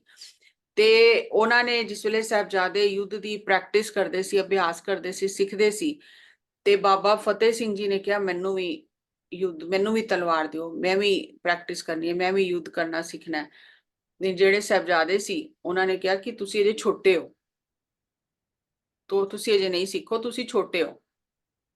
ਤੇ ਉਹ ਗਏ ਅੰਦਰ ਤੇ ਉਹਨਾਂ ਨੇ ਇੱਕ ਦੇ ਉੱਤੇ ਇੱਕ ਦੁਮਾਲੇ ਸਜਾ ਲਏ ਔਰ ਆਪਣੇ ਆਪ ਨੂੰ ਕਹਿੰਦੇ ਕਿ ਮੈਂ ਛੋਟਾ ਨਹੀਂ ਆ, ਦੇਖੋ ਮੈਂ ਵੀ ਤੁਹਾਡੇ ਬਰਾਬਰ ਹੋ ਗਿਆ। ਔਰ ਦੁਮਾਲੇ ਸਜਾ ਕੇ ਉਹ ਆ ਗਏ ਕਿ ਹੁਣ ਮੈਨੂੰ ਵੀ ਦਿਓ ਤਲਵਾਰ, ਹੁਣ ਮੈਂ ਤੁਹਾਡੇ ਬਰਾਬਰ ਹੋ ਗਿਆ, ਮੈਂ ਵੀ ਯੁੱਧ ਕਰਨਾ। ਐਨੇ ਵਿੱਚ ਦਸਮ ਪਿਤਾ ਉੱਥੇ ਪਹੁੰਚ ਗਏ ਤੇ ਦਸਮ ਪਿਤਾ ਨੇ ਦੇਖਿਆ ਤੇ ਬਹੁਤ ਪਿਆਰ ਕੀਤਾ। ਕੈਸੀ ਸਪਿਰਿਟ ਉਹਨਾਂ ਦੇ ਅੰਦਰ ਭਰੀ ਹੋਈ ਸੀ। ਤੇ ਦਸਮ ਪਿਤਾ ਨੇ ਬਹੁਤ ਪਿਆਰ ਕੀਤਾ, ਆਪਣੀ ਹੱਥੀ ਸਜਾਇਆ ਦੁਮਾਲਾ ਤੇ 5 ਸਿੰਘ, ਮੈਂ ਨਾਮ ਨਹੀਂ ਮੈਨੂੰ ਯਾਦ, 5 ਸਿੰਘ ਉਹਨਾਂ ਨੇ ਦਿੱਤੇ ਕਿ ਇਹ ਮੇਰੀ ਲਾਡਲੀ ਫੌਜ ਹੈ, ਨਿਹੰਗ, ਜਿਨ੍ਹਾਂ ਦੇ ਅੰਦਰ ਕੋਈ ਹੰਕਤਾ ਨਹੀਂ ਹੈ, ਕੋਈ ਅਹੰਕਾਰ ਨਹੀਂ ਹੈ, ਜਿਹੜੇ ਮਤਲਬ ਕਿ ਦੂਜਿਆਂ ਦੀ ਸੁਰੱਖਿਆ ਲਈ ਆਪਣੀ ਜਾਨ ਤਲੀ ਤੇ ਲੈ ਕੇ ਚੱਲਦੇ ਨੇ। ਤੇ ਦਸਮ ਪਿਤਾ ਨੇ ਫਿਰ ਕਿਹਾ ਕਿ ਇਹ ਮੇਰੀ ਲਾਡਲੀ ਫੌਜ ਹੈ ਤੇ ਇਹ ਬਾਬਾ ਫਤਿਹ ਸਿੰਘ ਜੀ ਇਸ ਫੌਜ ਦੇ ਜਥੇਦਾਰ ਨੇ। ਜਿਸ ਵੇਲੇ ਫਿਰ ਗੰਗੂ ਬ੍ਰਾਹਮਣ ਮਿਲਦਾ ਹੈ ਉਹਨਾਂ ਨੂੰ, ਤੇ ਗੰਗੂ ਬ੍ਰਾਹਮਣ ਉਹਨਾਂ ਨੂੰ ਆਪਣੇ ਪਿੰਡ ਲੈ ਜਾਂਦਾ ਹੈ ਕਿਉਂਕਿ ਉਹ ਜਾਣਕਾਰ ਹੈ ਤੇ ਚਲੇ ਜਾਂਦੇ ਨੇ ਮਾਤਾ ਜੀ ਉਹਦੇ ਨਾਲ। ਲੇਕਿਨ ਘਰ ਜਾ ਕੇ ਜਿਹੜਾ ਗੰਗੂ ਬ੍ਰਾਹਮਣ ਹੈ ਉਹਦੀ ਨੀਅਤ ਬਦਲ ਜਾਂਦੀ ਹੈ ਕਿ ਉਹਨੂੰ ਪਤਾ ਚੱਲ ਜਾਂਦਾ ਹੈ ਕਿ ਗੁਰੂ ਸਾਹਿਬ ਜਿਹੜੇ ਨੇ, ਛੋਟੇ ਵੱਡੇ ਸਾਹਿਬਜ਼ਾਦੇ ਸ਼ਹੀਦ ਹੋ ਗਏ ਨੇ ਤੇ ਗੁਰੂ ਸਾਹਿਬ ਦਾ ਪਤਾ ਨਹੀਂ ਕਿੱਥੇ ਨੇ। ਤੇ ਉਹਦੀ ਐਸੀ ਬੁੱਧੀ ਤੇ ਪਰਦਾ ਪੈ ਜਾਂਦਾ ਹੈ ਕਿ ਉਹ ਜਾ ਕੇ ਖਬਰ ਕਰ ਦਿੰਦਾ ਉੱਥੋਂ ਦੇ ਜਿਹੜੇ ਥਾਣੇ ਵਿੱਚ, ਮੋਰਿੰਡੇ ਦਾ ਥਾਣਾ ਕਹਿੰਦੇ, ਖਬਰ ਕਰ ਦਿੰਦਾ ਕਿ ਮੇਰੇ ਘਰ ਗੁਰੂ ਗੋਬਿੰਦ ਸਿੰਘ ਜੀ ਦੇ ਸਾਹਿਬਜ਼ਾਦੇ ਨੇ ਛੋਟੇ, ਤੇ ਤੁਸੀਂ ਮੈਨੂੰ ਕੀ ਇਨਾਮ ਦਿਓਗੇ, ਮੈਂ ਉਹਨਾਂ ਨੂੰ ਪਕੜਵਾ ਦੇਣਾ। ਤੇ ਉਹ ਗੰਗੂ ਬ੍ਰਾਹਮਣ ਜਿਹੜਾ ਹੈ ਉਹਨਾਂ ਨੂੰ ਪਕੜਵਾ ਦਿੰਦਾ। ਔਰ ਜਿਸ ਵੇਲੇ ਉਹ ਲੈ ਕੇ ਜਾਂਦੇ ਨੇ ਤੇ ਮਾਤਾ ਜੀ ਜਿਹੜੇ ਨੇ ਉਹਨਾਂ ਕਹਿੰਦੇ ਨੇ ਗੰਗੂ ਬ੍ਰਾਹਮਣ ਨੂੰ ਕਿ ਤੂੰ ਇਹ ਚੰਗਾ ਨਹੀਂ ਕੀਤਾ ਤੇ ਖਾਲਸਾ ਪੰਥ ਤੈਨੂੰ ਕਦੀ ਐਸ ਤੇਰੀ ਗਲਤੀ ਲਈ ਕਦੀ ਮਾਫ ਨਹੀਂ ਕਰੇਗਾ। ਲੇਕਿਨ ਉਸੇ ਵੇਲੇ ਉਹਨਾਂ ਦੇ ਮਨ ਚ ਆ ਜਾਂਦਾ ਕਿ ਨਹੀਂ, ਇਹ ਠੀਕ ਨਹੀਂ ਕਿਹਾ ਮੈਂ। ਤੇ ਉਹ ਕਹਿੰਦੇ ਮੈਂ ਆਪਣੇ ਬਚਨ ਵਾਪਸ ਲੈਣੀ ਆ, ਕਿਉਂਕਿ ਅਗਰ ਤੈਨੂੰ ਕਸ਼ਟ ਹੋਏਗਾ, ਤੈਨੂੰ ਮੈਂ ਕਹਿ ਰਹੀ ਮਾਫ ਨਹੀਂ ਕਰੇਗਾ ਖਾਲਸਾ ਪੰਥ, ਤੈਨੂੰ ਇਹ ਭੋਗਣਾ ਪਏਗਾ ਕਰਮ, ਤੇ ਉਹ ਦੇਖਣ ਲਈ ਮੈਨੂੰ ਵੀ ਆਣਾ ਪਏਗਾ ਨਾਲ। ਤੇ ਇਹ ਕਦੀ ਵੀ ਮੇਰੇ ਪਤੀ ਇਸ ਚੀਜ਼ ਨੂੰ ਮਨਜ਼ੂਰ ਨਹੀਂ ਕਰਨਗੇ। ਤੇ ਤੈਨੂੰ ਮਾਫ ਕੀਤਾ, ਜੋ ਵੀ ਤੂੰ ਕੀਤਾ, ਜੋ ਵੀ ਹੋ ਰਿਹਾ ਪਰਮਾਤਮਾ ਦੇ ਹੁਕਮ ਵਿੱਚ ਹੋ ਰਿਹਾ। ਤੇ ਅੱਜ ਅਸੀਂ ਫॉरगिवनेस ਦੀਆਂ ਗੱਲਾਂ ਕਰਨੇ ਆ। ਤੇ ਦੇਖੋ ਉਸ ਵੇਲੇ ਮਾਤਾ ਗੁਜਰੀ ਜੀ ਨੇ ਗੰਗੂ ਨੂੰ ਵੀ ਕਿਹਾ ਕਿ ਨਹੀਂ, ਤੂੰ ਕੁਛ ਨਹੀਂ ਕੀਤਾ, ਤੈਨੂੰ ਮਾਫ ਕੀਤਾ, ਜੋ ਹੋ ਰਿਹਾ ਪਰਮਾਤਮਾ ਦਾ ਭਾਣਾ, ਇਸ ਤਰ੍ਹਾਂ ਪਰਮਾਤਮਾ ਦੇ ਹੁਕਮ ਵਿੱਚ ਹੋ ਰਿਹਾ ਜੋ ਵੀ ਹੋ ਰਿਹਾ। ਤੇ ਫਿਰ ਗੰਗੂ ਜਿਹੜਾ ਉਹ ਪਕੜਵਾ ਦਿੰਦਾ ਤੇ ਰਾਤ ਨੂੰ ਮਾਤਾ ਗੁਜਰੀ ਜੀ ਨੂੰ ਔਰ ਦੋਨੋਂ ਸਾਹਿਬਜ਼ਾਦਿਆਂ ਨੂੰ ਮੋਰਿੰਡੇ ਦੀ ਕੋਤਵਾਲੀ ਚ ਕੈਦ ਕਰਕੇ ਰੱਖਿਆ ਜਾਂਦਾ ਸਲਾਖਾਂ ਦੇ ਪਿੱਛੇ। ਔਰ ਫਿਰ ਸਵੇਰੇ ਵਜ਼ੀਰ ਖਾਨ ਜਿਹੜਾ ਉਹਦੇ ਸਾਹਮਣੇ ਪੇਸ਼ ਕੀਤਾ ਜਾਂਦਾ ਤੇ ਉਹ ਠੰਡੇ ਬੁਰਜ ਵਿੱਚ ਜਿਹੜਾ ਅੱਜ ਅਸੀਂ ਕਹਿੰਦੇ ਨਾ ਕਿ ਪਕੜ ਲੈਂਦੀ ਪੁਲਿਸ ਤੇ ਬਹੁਤ ਕਸ਼ਟ ਦਿੰਦੀ ਹੈ, ਤੇ ਉਸ ਵੇਲੇ ਵੀ ਇੰਟਰੋਗੇਟ ਕੀਤਾ ਜਾਂਦਾ ਸੀ। ਤੇ 140 ਫੁੱਟ ਉੱਚਾ ਬੁਰਜ ਜਿਹੜਾ ਬਣਾਇਆ ਹੋਇਆ ਨਦੀ ਦੇ ਕਿਨਾਰੇ ਰਹਿਣ ਲਈ ਵਜ਼ੀਰ ਖਾਨ ਨੇ ਬਣਾਇਆ, ਜਿੱਥੇ ਕਿ ਗਰਮੀ ਵਿੱਚ ਵੀ ਠੰਡੀਆਂ ਹਵਾਵਾਂ ਚਲਦੀਆਂ ਕਿਉਂਕਿ ਨਦੀ ਦਾ ਕਿਨਾਰਾ ਹੈ। ਤੇ ਉਹ ਦਸੰਬਰ ਦੀ ਇੰਨੀ ਠੰਡ, ਬਾਰਿਸ਼ ਹੋ ਰਹੀ ਹੈ, ਔਰ ਉਸ ਸਮੇਂ ਉਹਨਾਂ ਨੂੰ ਬਿਨਾਂ ਕੋਈ ਕੱਪੜਾ ਦਿੱਤੇ ਉਸ ਬੁਰਜ ਵਿੱਚ ਰੱਖਿਆ ਗਿਆ, ਠੰਡੇ ਬੁਰਜ ਵਿੱਚ, ਜਿਹੜਾ ਚਾਰੋਂ ਤਰਫੋਂ ਖੁੱਲਾ ਹੈ। ਅੱਜ ਵੀ ਸੰਗਤ ਜਾਂਦੀ, ਦਰਸ਼ਨ ਕਰਦੀ ਹੈ, ਤੇ ਉਹ ਗੁਰਦੁਆਰਾ ਹੈ ਹੁਣ ਉੱਥੇ।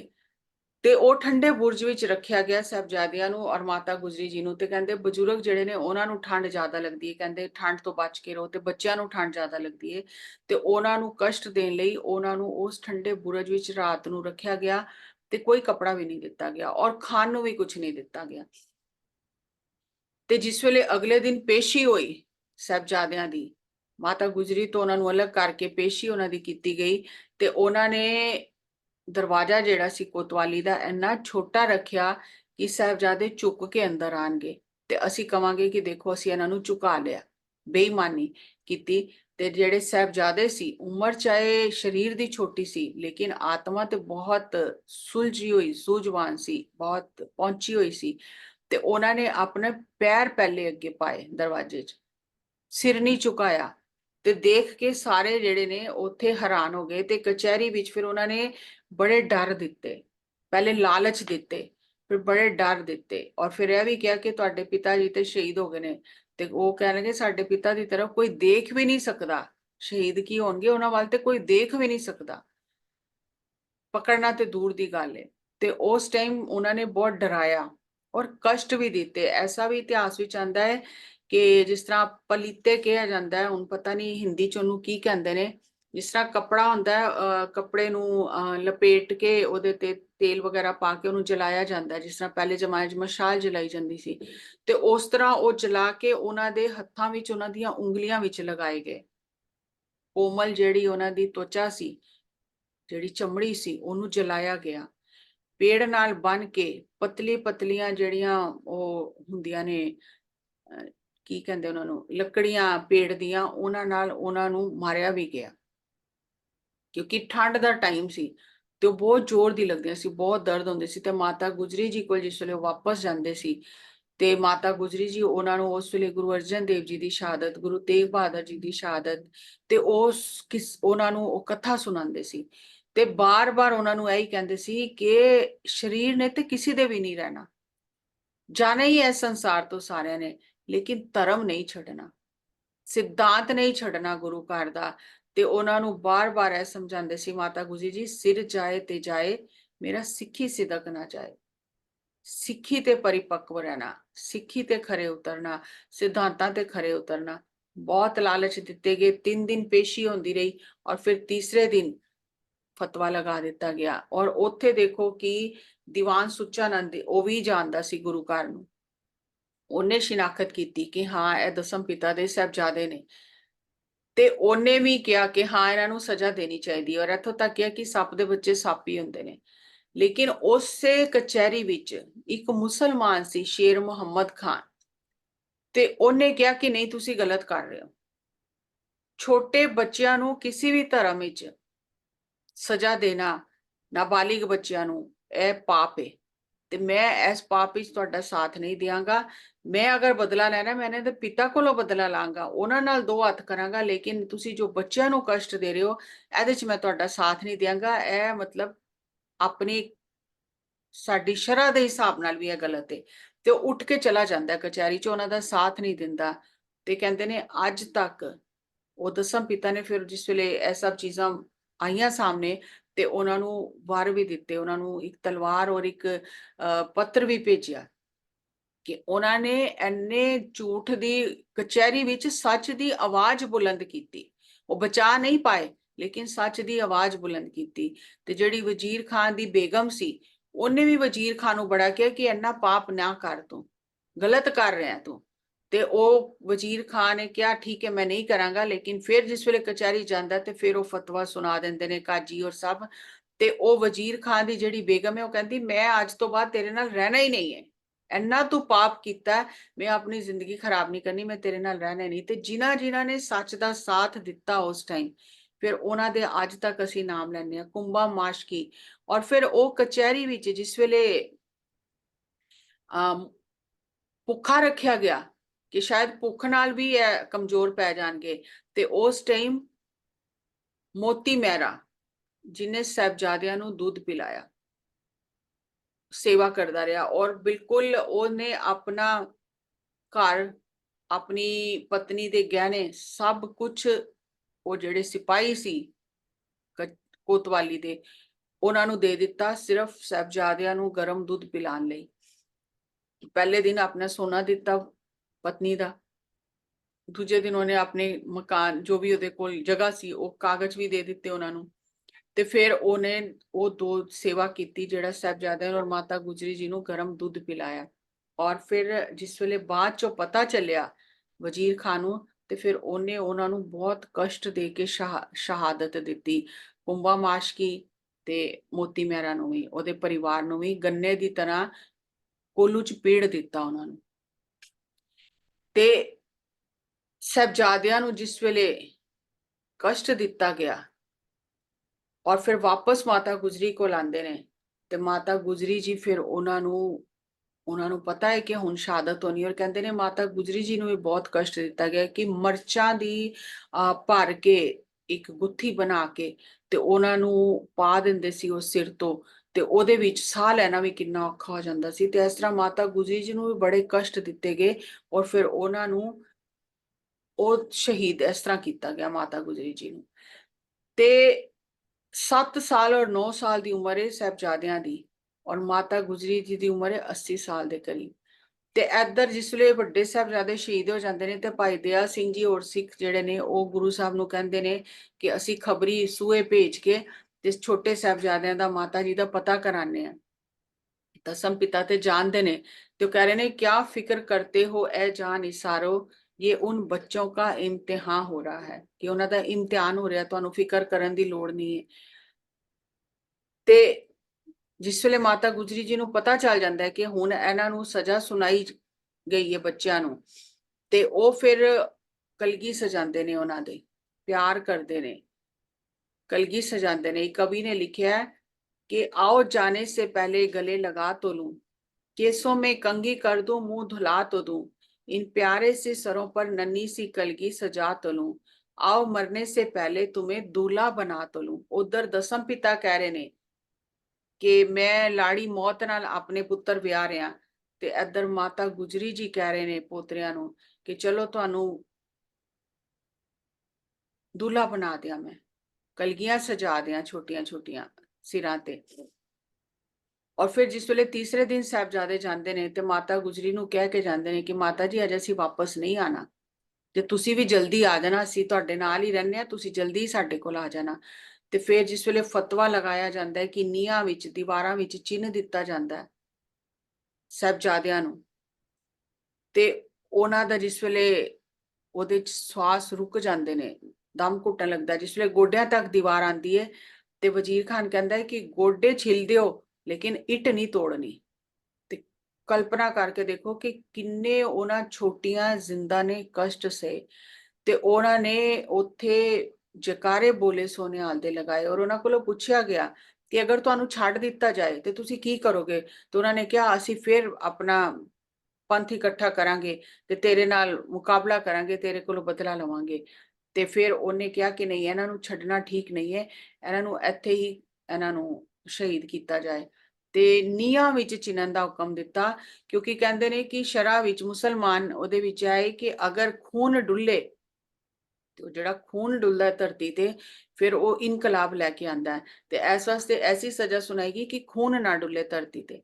ਲੇਕਿਨ ਜਿਸ ਵੇਲੇ ਸਾਹਿਬਜ਼ਾਦੇ ਦੀਵਾਰ 'ਚ ਚਿੰਨ੍ਹ ਦਿੱਤੇ ਗਏ ਤੇ ਦੀਵਾਰ ਗਿਰ ਗਈ, ਔਰ ਸਾਹਿਬਜ਼ਾਦੇ ਜਿਸ ਵੇਲੇ ਬੇਸੁੱਧ ਹੋ ਕੇ ਗਿਰੇ, ਫਿਰ ਕਹਿੰਦੇ ਨੇ ਉਹਨਾਂ ਨੂੰ ਦੁਬਾਰਾ ਹੋਸ਼ ਵਿੱਚ ਲਿਆਂਦਾ ਗਿਆ ਕਿ ਹੁਣ ਤੇ ਤੁਸੀਂ ਮੌਤ ਨੂੰ ਦੇਖ ਲਿਆ, ਤੇ ਹੁਣ ਵੀ ਅਜੇ ਮੰਨ ਜਾਓ।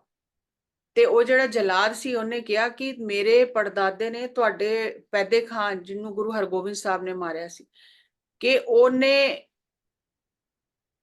ਮੁਕਾਬਲਾ ਕੀਤਾ ਤੁਹਾਡੇ ਦਾਦੇ ਨੂੰ ਮੇਰੇ ਦਾਦੇ ਨੇ ਜਲਾ ਦਾਂ ਅਸੀਂ ਤੇ ਸਾਡੇ ਅੰਦਰ ਦਇਆ ਨਹੀਂ ਹੈ, ਉਹਨਾਂ ਦਾ ਸੀਸ ਕਲਮ ਕੀਤਾ ਤੇ ਅੱਜ ਅਸੀਂ ਸਾਨੂੰ ਕੋਈ ਦਇਆ ਨਹੀਂ ਹੈ ਤੁਹਾਡੇ ਤੇ ਅਸੀਂ ਵੀ ਤੁਹਾਡਾ ਉਹੀ ਹਾਲ ਕਰਾਂਗੇ। ਤੇ ਸਾਹਿਬਜ਼ਾਦੇ ਉਹਨਾਂ ਨੂੰ ਜਵਾਬ ਦਿੰਦੇ ਨੇ ਕਿ ਇਹ ਤੇ ਵਾਹ ਹੀ ਬੜਾ ਚੰਗਾ ਪੈ ਗਿਆ ਕਿ ਤੁਸੀਂ ਖਾਨਦਾਨੀ ਜਲਾ ਦੋ ਤੇ ਅਸੀਂ ਖਾਨਦਾਨੀ ਸ਼ਹੀਦ ਆ, ਤੇ ਤੂੰ ਆਪਣਾ ਕੰਮ ਕਰ।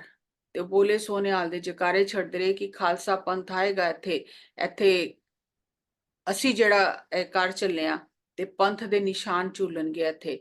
ਤੇ ਫਿਰ ਕਹਿੰਦੇ ਨੇ ਕਿ ਉਹਨਾਂ ਦੀ ਜਿਹੜੀ ਸਾਹ ਰਗ, ਜਿਹੜੀ ਸਾਹ ਵਾਲੀ ਨਾਲੀ ਏ, ਫਿਰ ਉਹਨੂੰ ਕੱਟ ਦਿੱਤਾ ਗਿਆ। ਤੇ ਜਿਹੜੇ ਛੋਟੇ ਸਾਹਿਬਜ਼ਾਦੇ ਨੇ ਕਹਿੰਦੇ ਨੇ 10-12 ਮਿੰਟ ਉਹਨਾਂ ਦੇ ਚਰਨ ਹਿਲਦੇ ਰਹੇ, ਲੇਕਿਨ ਫਿਰ ਉਹ ਖੂਨ ਪੂਰਾ ਵਹਿ ਗਿਆ ਤੇ ਉਹਨਾਂ ਦੀ ਸ਼ਹਾਦਤ ਹੋ ਗਈ। ਔਰ ਜਿਸ ਵੇਲੇ ਟੋਡਰਮਲ ਦੀਵਾਨ ਨੂੰ ਇਹ ਪਤਾ ਚੱਲਿਆ ਤੇ ਉਹ ਬਚਾ ਤੇ ਉਹ ਵੀ ਨਹੀਂ ਸਕਿਆ, ਲੇਕਿਨ ਉਹਨੇ ਸਾਹਿਬਜ਼ਾਦਿਆਂ ਦੇ ਸ਼ਰੀਰ ਦਾ ਔਰ ਮਾਤਾ ਗੁਜਰੀ ਜੀ ਦੇ ਸ਼ਰੀਰ ਦਾ ਅੰਤਿਮ ਸੰਸਕਾਰ ਕਰਨ ਲਈ ਜਗ੍ਹਾ ਖਰੀਦੀ। ਔਰ ਜਿਸ ਵੇਲੇ ਜਗ੍ਹਾ ਖਰੀਦੀ ਤੇ ਵਜ਼ੀਰ ਖਾਨ ਬੇਈਮਾਨ ਹੋ ਗਿਆ ਤੇ ਉਹਨੇ ਕਿਹਾ ਕਿ ਸੋਨੇ ਦੀਆਂ ਮੋਹਰਾਂ ਵਿਛਾ ਕੇ ਜਗ੍ਹਾ ਖਰੀਦ। ਜਿਸ ਵੇਲੇ ਮੋਹਰਾਂ ਵਿਛਾਈਆਂ ਗਈਆਂ ਤੇ ਉਹਨੇ ਕਿਹਾ ਨਹੀਂ, ਮੋਹਰਾਂ ਵਿਛਾਣੀਆਂ ਨਹੀਂ, ਮੋਹਰਾਂ ਖੜੀਆਂ ਕਰਕੇ ਜਿੰਨੀ ਜਗ੍ਹਾ ਤੂੰ ਲੈਣੀ ਹੈ ਓਨੀ ਜਗ੍ਹਾ ਤੇ ਸੋਨੇ ਦੀਆਂ ਮੋਹਰਾਂ ਖੜੀਆਂ ਕਰ ਰਿਹਾ। ਪਿਛਲੀ ਵਾਰੀ ਗੁਰੂ ਰਾਮਦਾਸ ਜੀ ਦੇ ਗੁਰਪੁਰਬ ਤੇ ਵੀ ਮੈਂ ਸਾਖੀ ਲਈ ਸੀ ਕਿ ਗੁਰੂ ਰਾਮਦਾਸ ਜੀ ਨੇ ਵਰ ਦਿੱਤਾ ਸੀ। ਉਹ ਗਰੀਬ ਜਿਹੜਾ ਸੀ, ਨੇ ਕਿਹਾ ਸੀ ਸਾਡੇ ਘਰ ਆਓ, ਤੇ ਉਹਨਾਂ ਨੇ ਕਿਹਾ ਆਵਾਂਗੇ, ਤੇ ਵਰ ਦਿੱਤਾ। ਫਿਰ ਉੱਥੇ ਗੁਰੂ ਤੇਗ ਬਹਾਦਰ ਜੀ ਗਏ ਤੇ ਉਹਨਾਂ ਦੇ ਅੱਗੋਂ ਜਿਹੜੇ ਪੁੱਤਰ ਪੋਤਰੇ ਸੀ, ਉਹਨਾਂ ਨੇ ਜਿਸ ਵੇਲੇ ਗੁਰੂ ਸਾਹਿਬ ਨੂੰ ਸੋਨੇ ਦੀਆਂ ਮੋਹਰਾਂ ਭੇਟਾਂ ਕੀਤੀਆਂ ਪਰਾਤ ਭਰ ਕੇ, ਤੇ ਗੁਰੂ ਸਾਹਿਬ ਨੇ ਕਿਹਾ ਕਿ ਅਜੇ ਅੱਗੋਂ ਤੁਹਾਡੇ ਕੋਲੋਂ ਇਹ ਸੇਵਾ ਲਵਾਂਗੇ, ਅਜੇ ਨਹੀਂ। ਤੇ ਉਹੀ ਦੀਵਾਨ ਟੋਡਰਮਲ ਉਸੇ ਵੰਸ਼ ਵਿੱਚੋਂ ਫਿਰ ਉਹਨੇ ਉਸ ਸੋਨੇ ਦੀਆਂ ਮੋਹਰਾਂ ਵਿਛਾ ਕੇ ਉਹ ਜਗ੍ਹਾ ਖਰੀਦੀ। ਕਹਿੰਦੇ ਨੇ ਅੱਜ ਦੀ ਤਰੀਕ ਵਿੱਚ ਉਸ ਜਗ੍ਹਾ ਦੀ ਕੀਮਤ 2 ਅਰਬ 50 ਕਰੋੜ ਹੈ। ਤੇ ਤੁਸੀਂ ਇਹ ਦੇਖੋ ਕਿ ਉਸ ਵੇਲੇ ਉਹ ਕਿੰਨਾ ਉਸ ਟਾਈਮ ਅਮੀਰ ਸੀ, ਉਹ ਜਿਨੇ ਉਹ ਸੋਨੇ ਦੀਆਂ ਮੋਹਰਾਂ ਵਿਛਾ ਕੇ ਉਹ ਜਗ੍ਹਾ ਖਰੀਦੀ। ਤੇ ਮਾਤਾ ਗੁਜਰੀ ਜੀ ਦਾ ਔਰ ਸਾਹਿਬਜ਼ਾਦਿਆਂ ਦਾ ਇਕੱਠਾ ਅੰਤਿਮ ਸੰਸਕਾਰ ਕੀਤਾ ਗਿਆ। ਹੁਣ ਜਿਸ ਵੇਲੇ ਸ਼ਹਾਦਤ ਹੋ ਗਈ ਸਾਹਿਬਜ਼ਾਦਿਆਂ ਦੀ ਔਰ ਮਾਤਾ ਗੁਜਰੀ ਜੀ ਦੀ, ਤੇ ਉਹਨਾਂ ਦੇ ਸ਼ਰੀਰਾਂ ਦੀ ਰਾਖੀ ਕਰਨ ਲਈ ਇੱਕ ਸ਼ੇਰ ਬੈਠਾ ਰਿਹਾ ਉੱਥੇ। ਤੇ ਉੱਥੇ ਅੱਜ ਗੁਰਦੁਆਰਾ ਹੈ ਬੀਬਾਨਗੜ੍ਹ ਸਾਹਿਬ। ਸਾਰੀ ਰਾਤ ਉਹ ਸ਼ੇਰ ਰਾਖੀ ਕਰਦਾ ਰਿਹਾ ਕਿ ਕੋਈ ਇਹਨਾਂ ਦੇ ਸਰੀਰ ਨੂੰ ਕੋਈ ਨੁਕਸਾਨ ਨਾ ਪਹੁੰਚਾ ਸਕੇ, ਕੋਈ ਜਾਨਵਰ ਜਾਂ ਕੋਈ ਵੀ ਇਹਨਾਂ ਦੇ ਸਰੀਰ ਨੂੰ ਨੁਕਸਾਨ ਨਾ ਪਹੁੰਚਾ ਸਕੇ। ਸਾਰੀ ਰਾਤ ਸ਼ੇਰ ਉਹਨਾਂ ਸ਼ਰੀਰਾਂ ਦੀ ਰਾਖੀ ਕਰਦਾ ਰਿਹਾ। ਕੈਸਾ ਕੈਸਾ ਅਸੀਂ ਦੇਖੀਏ ਕਿ ਕਿੰਨੀਆਂ ਕਸ਼ਟ ਔਰ ਸ਼ਹਾਦਤਾਂ ਹੋਈਆਂ ਤੇ ਅੱਜ ਅਸੀਂ ਉਹ ਸੁੱਖ ਮਾਣ ਰਹੇ ਹਾਂ, ਰਾਜ ਭੋਗ ਰਹੇ ਹਾਂ। ਤੇ ਅਸੀਂ ਅੱਜ ਆਪਣੀਆਂ ਮਨ ਮਰਜ਼ੀਆਂ ਕਰ ਰਹੇ ਹਾਂ। ਜਿਹੜੇ ਸਾਨੂੰ ਸਿਧਾਂਤ ਦਿੱਤੇ ਉਹਨਾਂ ਸਿਧਾਂਤਾਂ ਤੇ ਅਸੀਂ ਨਹੀਂ ਚੱਲ ਰਹੇ। ਕਿੰਨਾ ਗੁਰੂ ਸਾਹਿਬ ਨੇ ਸਾਨੂੰ ਪਿਆਰ ਕੀਤਾ ਕਿ ਜਿਸ ਵੇਲੇ ਮਾਤਾ ਸੁੰਦਰ ਕੌਰ ਨੇ ਆ ਕੇ ਪੁੱਛਿਆ ਦਮਦਮਾ ਸਾਹਿਬ ਕਿ ਲਾਲ ਨਜ਼ਰ ਨਹੀਂ ਆ ਰਹੇ, ਮਾਤਾ ਜੀ ਨਜ਼ਰ ਨਹੀਂ ਆ ਰਹੇ, ਕਿੰਨੇ ਸਿੰਘ ਨਜ਼ਰ ਨਹੀਂ ਆ ਰਹੇ, ਕਿੱਥੇ ਚਲੇ ਗਏ ਸਾਰੇ। ਤੇ ਉਸ ਵੇਲੇ ਜਿਸ ਵੇਲੇ ਉਹਨਾਂ ਨੂੰ ਪਤਾ ਚੱਲਿਆ ਕਿ ਸ਼ਹਾਦਤ ਹੋ ਗਈ ਹੈ, ਤੇ ਉਹ ਜਿਸ ਵੇਲੇ ਹੰਝੂ ਵਹਾਣ ਲੱਗੇ ਬੈਰਾਗ ਵਿੱਚ ਆ ਕੇ ਕਿ ਕਿੱਥੇ ਚਲੇ ਗਏ ਸਾਰੇ, ਤੇ ਉਸ ਵੇਲੇ ਦਸਮ ਪਿਤਾ ਨੇ ਜੋ ਕਿਹਾ, ਉਹਨੂੰ ਇੱਕ ਕਵੀ ਨੇ ਆਪਣੀ ਕਲਪਨਾ 'ਚ ਲਿਖਿਆ, ਲੱਗਾ ਹੋਇਆ ਸੀ ਦਰਬਾਰ ਗੁਰੂ ਜੀ ਦਾ, ਵਿੱਚ ਨਹੀਂ ਸਨ ਗੁਰਾਂ ਦੇ 4 ਬੱਚੇ, ਮਾਤਾ ਪੁੱਛਦੀ ਨੀਰ ਵਹਾ ਕੇ ਤੇ ਕਿੱਥੇ ਗਏ ਨੇ ਮੇਰੀ ਸਰਕਾਰ ਬੱਚੇ।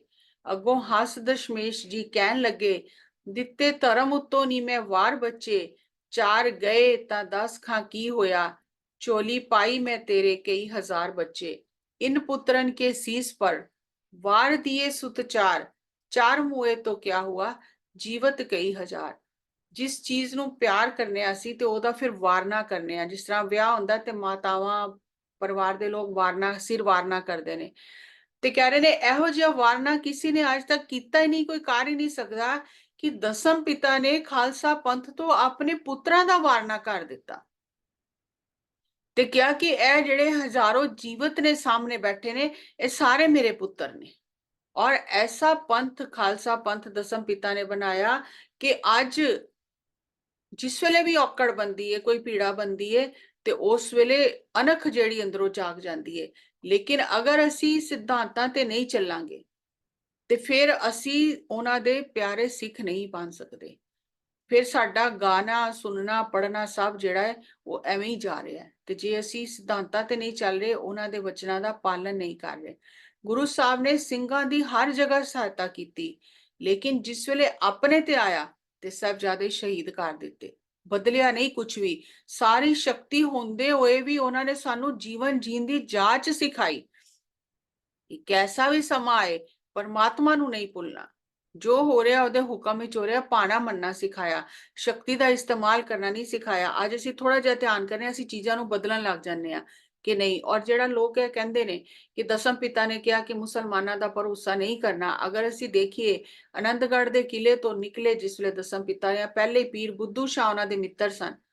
ਨਿਹੰਗ ਖਾਂ ਜਿਹੜਾ ਇੱਕ ਮੁਸਲਮਾਨ ਸੀ, ਉਹਦੇ ਕੋਲ ਰੁਕਦੇ ਨੇ ਜਾ ਕੇ, ਜਿੱਥੇ ਬਾਬਾ ਬਚਿੱਤਰ ਸਿੰਘ ਜੀ ਨੂੰ ਉਹ ਛੱਡਦੇ ਨੇ ਕਿ ਇਹਨਾਂ ਦਾ ਅੰਤਿਮ ਸਮਾਂ ਆ ਗਿਆ। ਕਰੀਮ ਬਖਸ਼ ਜਿਹੜਾ ਕੁੰਭਾ ਮਾਸ਼ਕੀ ਏ, ਜਿਹੜਾ ਰਾਤ ਨੂੰ ਰੱਖਦਾ ਹੈ ਆਪਣੇ ਘਰ ਮਾਤਾ ਗੁਜਰੀ ਜੀ ਨੂੰ ਔਰ ਸਾਹਿਬਜ਼ਾਦਿਆਂ ਨੂੰ।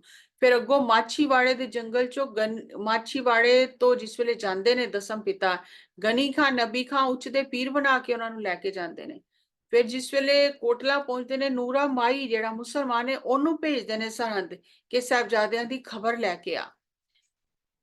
ਰਾਏ ਕੱਲਾ ਜਿਹੜਾ ਹੈ ਉਥੋਂ ਦਾ ਸਰਪੰਚ ਹੈ, ਉਹਦੇ ਕੋਲ ਰੁਕਦੇ ਨੇ ਤੇ ਉਹਨਾਂ ਨੇ ਤੇ ਦਸਮ ਪਿਤਾ ਨੇ ਕੋਈ ਜਾਤੀ ਪਾਤੀ ਦਾ ਭੇਦ ਹੀ ਨਹੀਂ ਰੱਖਿਆ ਕਿ ਇਹਦੇ ਤੇ ਭਰੋਸਾ ਕਰਨਾ ਇਹਦੇ ਤੇ ਨਹੀਂ ਕਰਨਾ। ਹੁਣ ਗੰਗੂ ਤੇ ਭਰੋਸਾ ਕੀਤਾ, ਗੰਗੂ ਨੇ ਕੀ ਕੀਤਾ। ਔਰ ਐਸੀਆਂ ਐਸੀਆਂ ਸਾਖੀਆਂ ਨੇ ਕਿ ਮਾਛੀਵਾੜੇ ਜਿਸ ਵੇਲੇ ਦਸਮ ਪਿਤਾ ਪਹੁੰਚੇ, ਇੱਕ ਮਸੰਦ ਸੀ ਉਹਦੇ ਘਰ ਗਏ। ਉਹ ਅਨੰਦਪੁਰ ਸਾਹਿਬ ਜਾਂਦਾ ਸੀ, ਉੱਥੋਂ ਦਾ ਮਸੰਦ ਸੀ ਉਸ ਜਗ੍ਹਾ ਦਾ, ਉਹ ਦਸਵੰਧ ਇਕੱਠਾ ਕਰਕੇ ਲੈ ਜਾਂਦਾ ਸੀ। ਉਹਦੇ ਘਰ ਗਏ, ਦਰਵਾਜ਼ਾ ਖੜਕਾਇਆ ਤੇ ਨੌਕਰ ਉਹਦਾ ਆਇਆ ਤੇ ਉਹਨਾਂ ਨੇ ਕਿਹਾ ਕਿ ਉਹਨੂੰ ਬੁਲਾ ਕੇ ਲਿਆ।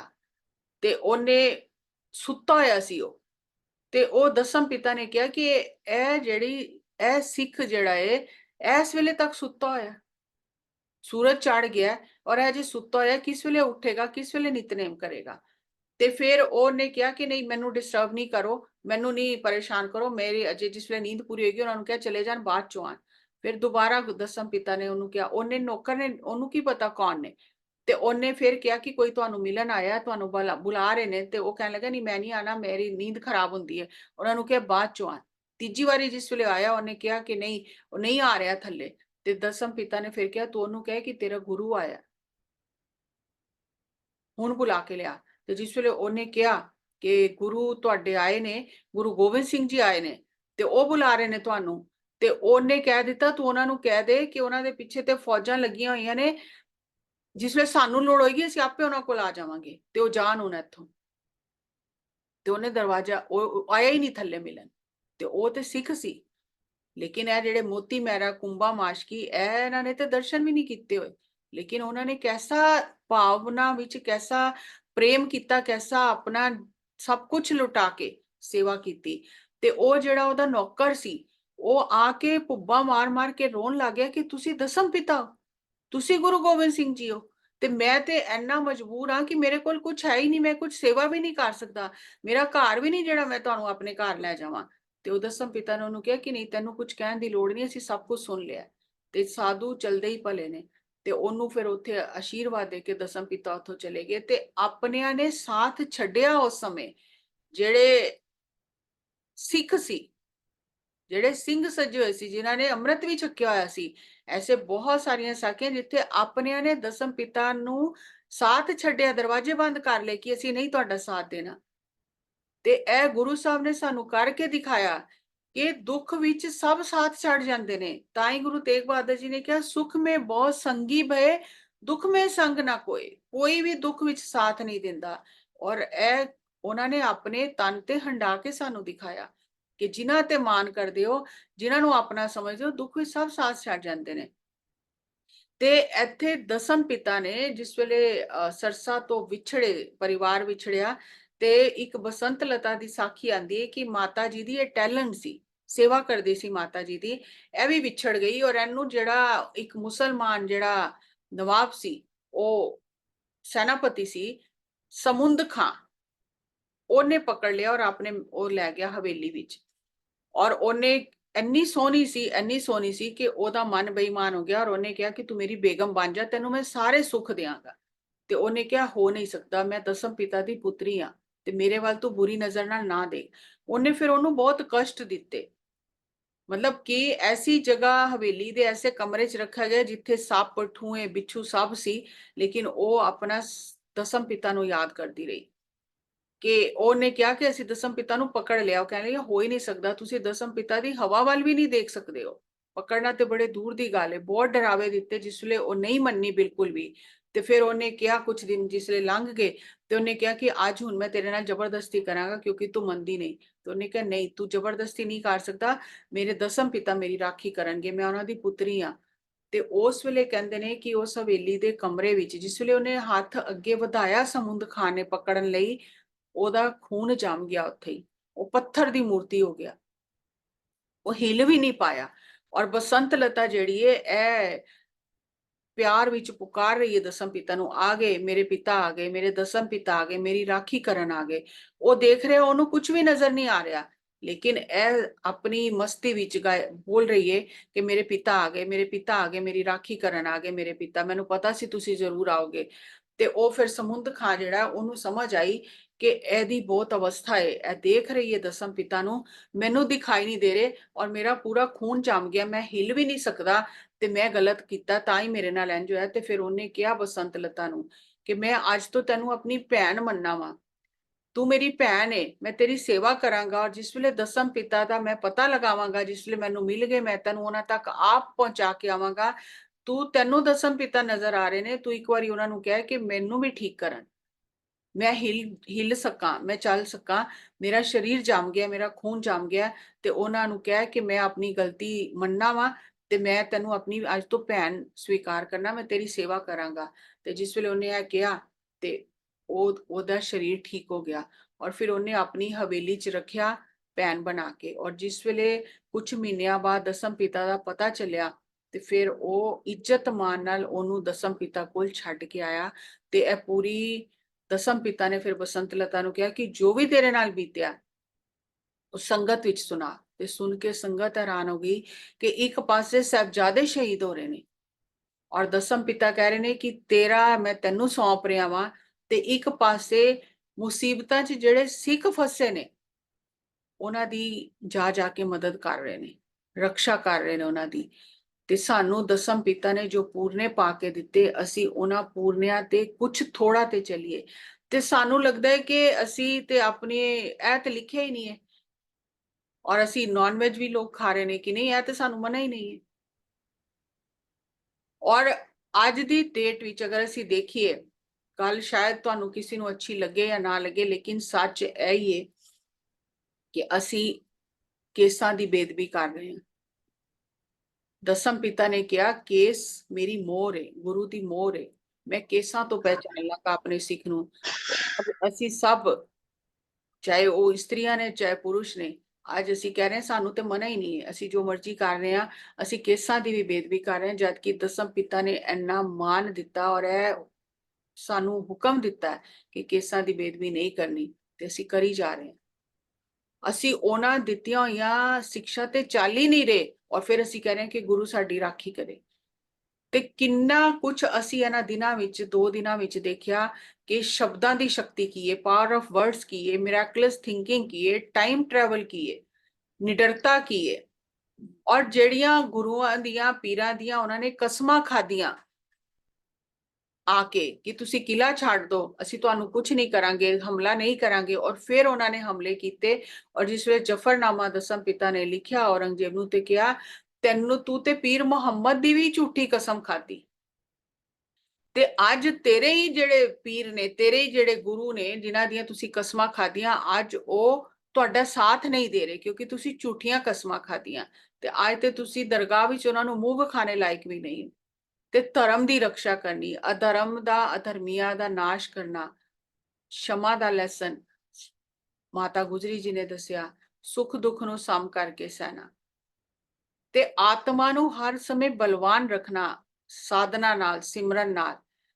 ਤੇ ਜਿਹਦੀ ਨੀਅਤ ਸਾਫ਼ ਹੈ ਉਹਦੇ ਫਿਰ ਸਭ ਕੰਮ ਰਾਸ ਹੋ ਜਾਂਦੇ ਨੇ, ਫਿਰ ਉਹ ਗੁਰੂ ਦੇ ਦਰ ਤੇ ਪ੍ਰਵਾਨ ਹੋ ਜਾਂਦਾ ਹੈ। ਤੇ ਇੱਕ ਕਵੀ ਨੇ ਲਿਖਿਆ, ਚਿੜੀਆਂ ਜਿਸ ਦੀਆਂ ਬਾਜਾਂ ਤੇ ਹੋਣ ਭਾਰੂ, ਉਸਦੇ ਬਾਜਾਂ 'ਚ ਕਿੰਨੀ ਕੁ ਜਾਨ ਹੋਸੀ, 1.25 ਲੱਖ ਨਾਲ ਇੱਕ ਲੜਾਨ ਵਾਲਾ, ਕਲਗੀਧਰ ਖੁਦ ਕਿੰਨਾ ਬਲਵਾਨ ਹੋਸੀ। ਜਿਹਦੀਆਂ ਚਿੜੀਆਂ ਬਾਜਾਂ ਤੇ ਭਾਰੀ ਪੈ ਜਾਂਦੀਆਂ ਨੇ, ਮਾਰ ਦਿੰਦੀਆਂ ਨੇ, ਉਹਦੇ ਬਾਜ ਕਿੰਨੀ ਜਾਨ ਵਾਲੇ ਹੋਣਗੇ, ਤੇ ਜੇ ਇੱਕ ਇੱਕ ਨੂੰ 1.25 ਲੱਖ ਨਾਲ ਦਸਮ ਪਿਤਾ ਦੀ ਸ਼ਕਤੀ ਨਾਲ ਉਹ ਲੜਾ ਸਕਦੇ ਨੇ, ਤੇ ਆਪ ਦਸਮ ਪਿਤਾ ਕਿੰਨੇ ਮਹਾਨ ਨੇ, ਕਿੰਨੇ ਬਲਵਾਨ ਨੇ। ਤੇ ਅਸੀਂ ਐਸੇ ਗੁਰੂ ਦੇ ਪੁੱਤਰ ਧੀਆਂ, ਜਿਨ੍ਹਾਂ ਨੇ ਸਾਨੂੰ ਜੀਵਨ ਜੀਣ ਦੀ ਜਾਚ ਸਿਖਾਈ, ਸਿਧਾਂਤ ਦਿੱਤੇ, ਤੇ ਅਸੀਂ ਉਹਨਾਂ ਸਿਧਾਂਤਾਂ ਤੇ ਚੱਲੀਏ ਤੇ ਜਿਹੜੀਆਂ ਸਾਹਿਬਜ਼ਾਦਿਆਂ ਨੇ ਕੁਰਬਾਨੀਆਂ ਕੀਤੀਆਂ, ਉਹਨਾਂ ਕੁਰਬਾਨੀਆਂ ਦੀ ਅਸੀਂ ਕਦਰ ਪਾਈਏ ਕਿ ਸਰੀਰ ਸਦਾ ਨਹੀਂ ਰਹਿਣਾ, ਲੇਕਿਨ ਇਸ ਸਰੀਰ ਵਿੱਚ ਰਹਿੰਦੇ ਅਸੀਂ ਜੋ ਕਰ ਜਾਵਾਂਗੇ ਹਮੇਸ਼ਾ ਹਮੇਸ਼ਾ ਲਈ, ਉਹ ਸਾਡੀ ਆਤਮਾ ਦੇ ਨਾਲ ਰਹੇਗਾ। ਅਸੀਂ ਇਸ ਜ਼ਿੰਦਗੀ ਦੀ ਬਾਜੀ ਜਿੱਤ ਵੀ ਸਕਨੇ ਆ ਤੇ ਹਾਰ ਵੀ ਸਕਨੇ ਆ। ਜੇ ਸਿਧਾਂਤਾਂ ਤੇ ਰਹਾਂਗੇ, ਗੁਰੂ ਦੇ ਦਿੱਤੇ ਹੋਏ ਸਿਧਾਂਤ ਤੇ ਚੱਲਾਂਗੇ, ਤੇ ਕਿੰਨੇ ਵੀ ਕਸ਼ਟ ਆਣਗੇ, ਲੇਕਿਨ ਆਤਮਾ ਅਮਰ ਹੋ ਜਾਏਗੀ, ਨਾਮ ਅਮਰ ਹੋ ਜਾਏਗਾ। ਤੇ ਜੇ ਗੰਗੂ ਦੀ ਤਰ੍ਹਾਂ ਜਾਂ ਹੋਰ ਜਿਹੜੇ ਸੀ ਉਹ ਉਲਟੇ ਰਸਤਿਆਂ ਤੇ ਚੱਲਾਂਗੇ, ਤੇ ਫਿਰ ਆਤਮਾ ਦੀ ਯਾਤਰਾ ਕਿਤਨੀ ਲੰਬੀ ਹੋ ਜਾਏਗੀ, ਔਰ ਕਿੰਨੀਆਂ ਲਾਂਤਾਂ ਪੈਣਗੀਆਂ, ਔਰ ਕਿੰਨੇ ਮੁਸੀਬਤਾਂ ਚੋਂ ਨਿਕਲਣਾ ਪਏਗਾ। ਤੇ ਅਸੀਂ ਥੋੜਾ ਜਾਗੀਏ, ਹੋਸ਼ ਕਰੀਏ, ਤੇ ਉਹਨਾਂ ਦਿੱਤੇ ਹੋਏ ਸਿਧਾਂਤਾਂ ਦਾ ਪਾਲਨ ਕਰੀਏ। ਅੱਜ ਬਾਰ-ਬਾਰ ਇਸ ਚੀਜ਼ ਨੂੰ ਕਿਹਾ ਜਾਂਦਾ ਹੈ ਕਿ ਕੇਸਾਂ ਦੀ ਬੇਦਬੀ ਨਹੀਂ ਕਰੋ, ਦਸਮ ਪਿਤਾ ਦੀ ਮੋਹਰ ਹੈ। ਤੇ ਅਗਰ ਅਸੀਂ ਇੱਕ ਵੀ ਚੀਜ਼ ਸਮਝ ਲਈਏ ਇਹਨਾਂ ਦਿਨਾਂ ਵਿੱਚ, ਤੇ ਅੱਜ ਤੋਂ ਹੀ ਸ਼ੁਰੂਆਤ ਕਰ ਦਈਏ, ਤੇ ਸਾਡਾ ਜੀਵਨ ਸਫਲ ਹੋ ਜਾਏ। ਸੋ ਮੈਨੂੰ ਜੋ ਸਮਝ ਆਇਆ ਮੈਂ ਤੁਹਾਡੇ ਨਾਲ ਸ਼ੇਅਰ ਕੀਤਾ। ਤੁਹਾਡਾ ਸਾਰਿਆਂ ਦਾ ਬਹੁਤ ਬਹੁਤ ਧੰਨਵਾਦ। ਥੈਂਕ ਯੂ ਜੀ, ਥੈਂਕ ਯੂ।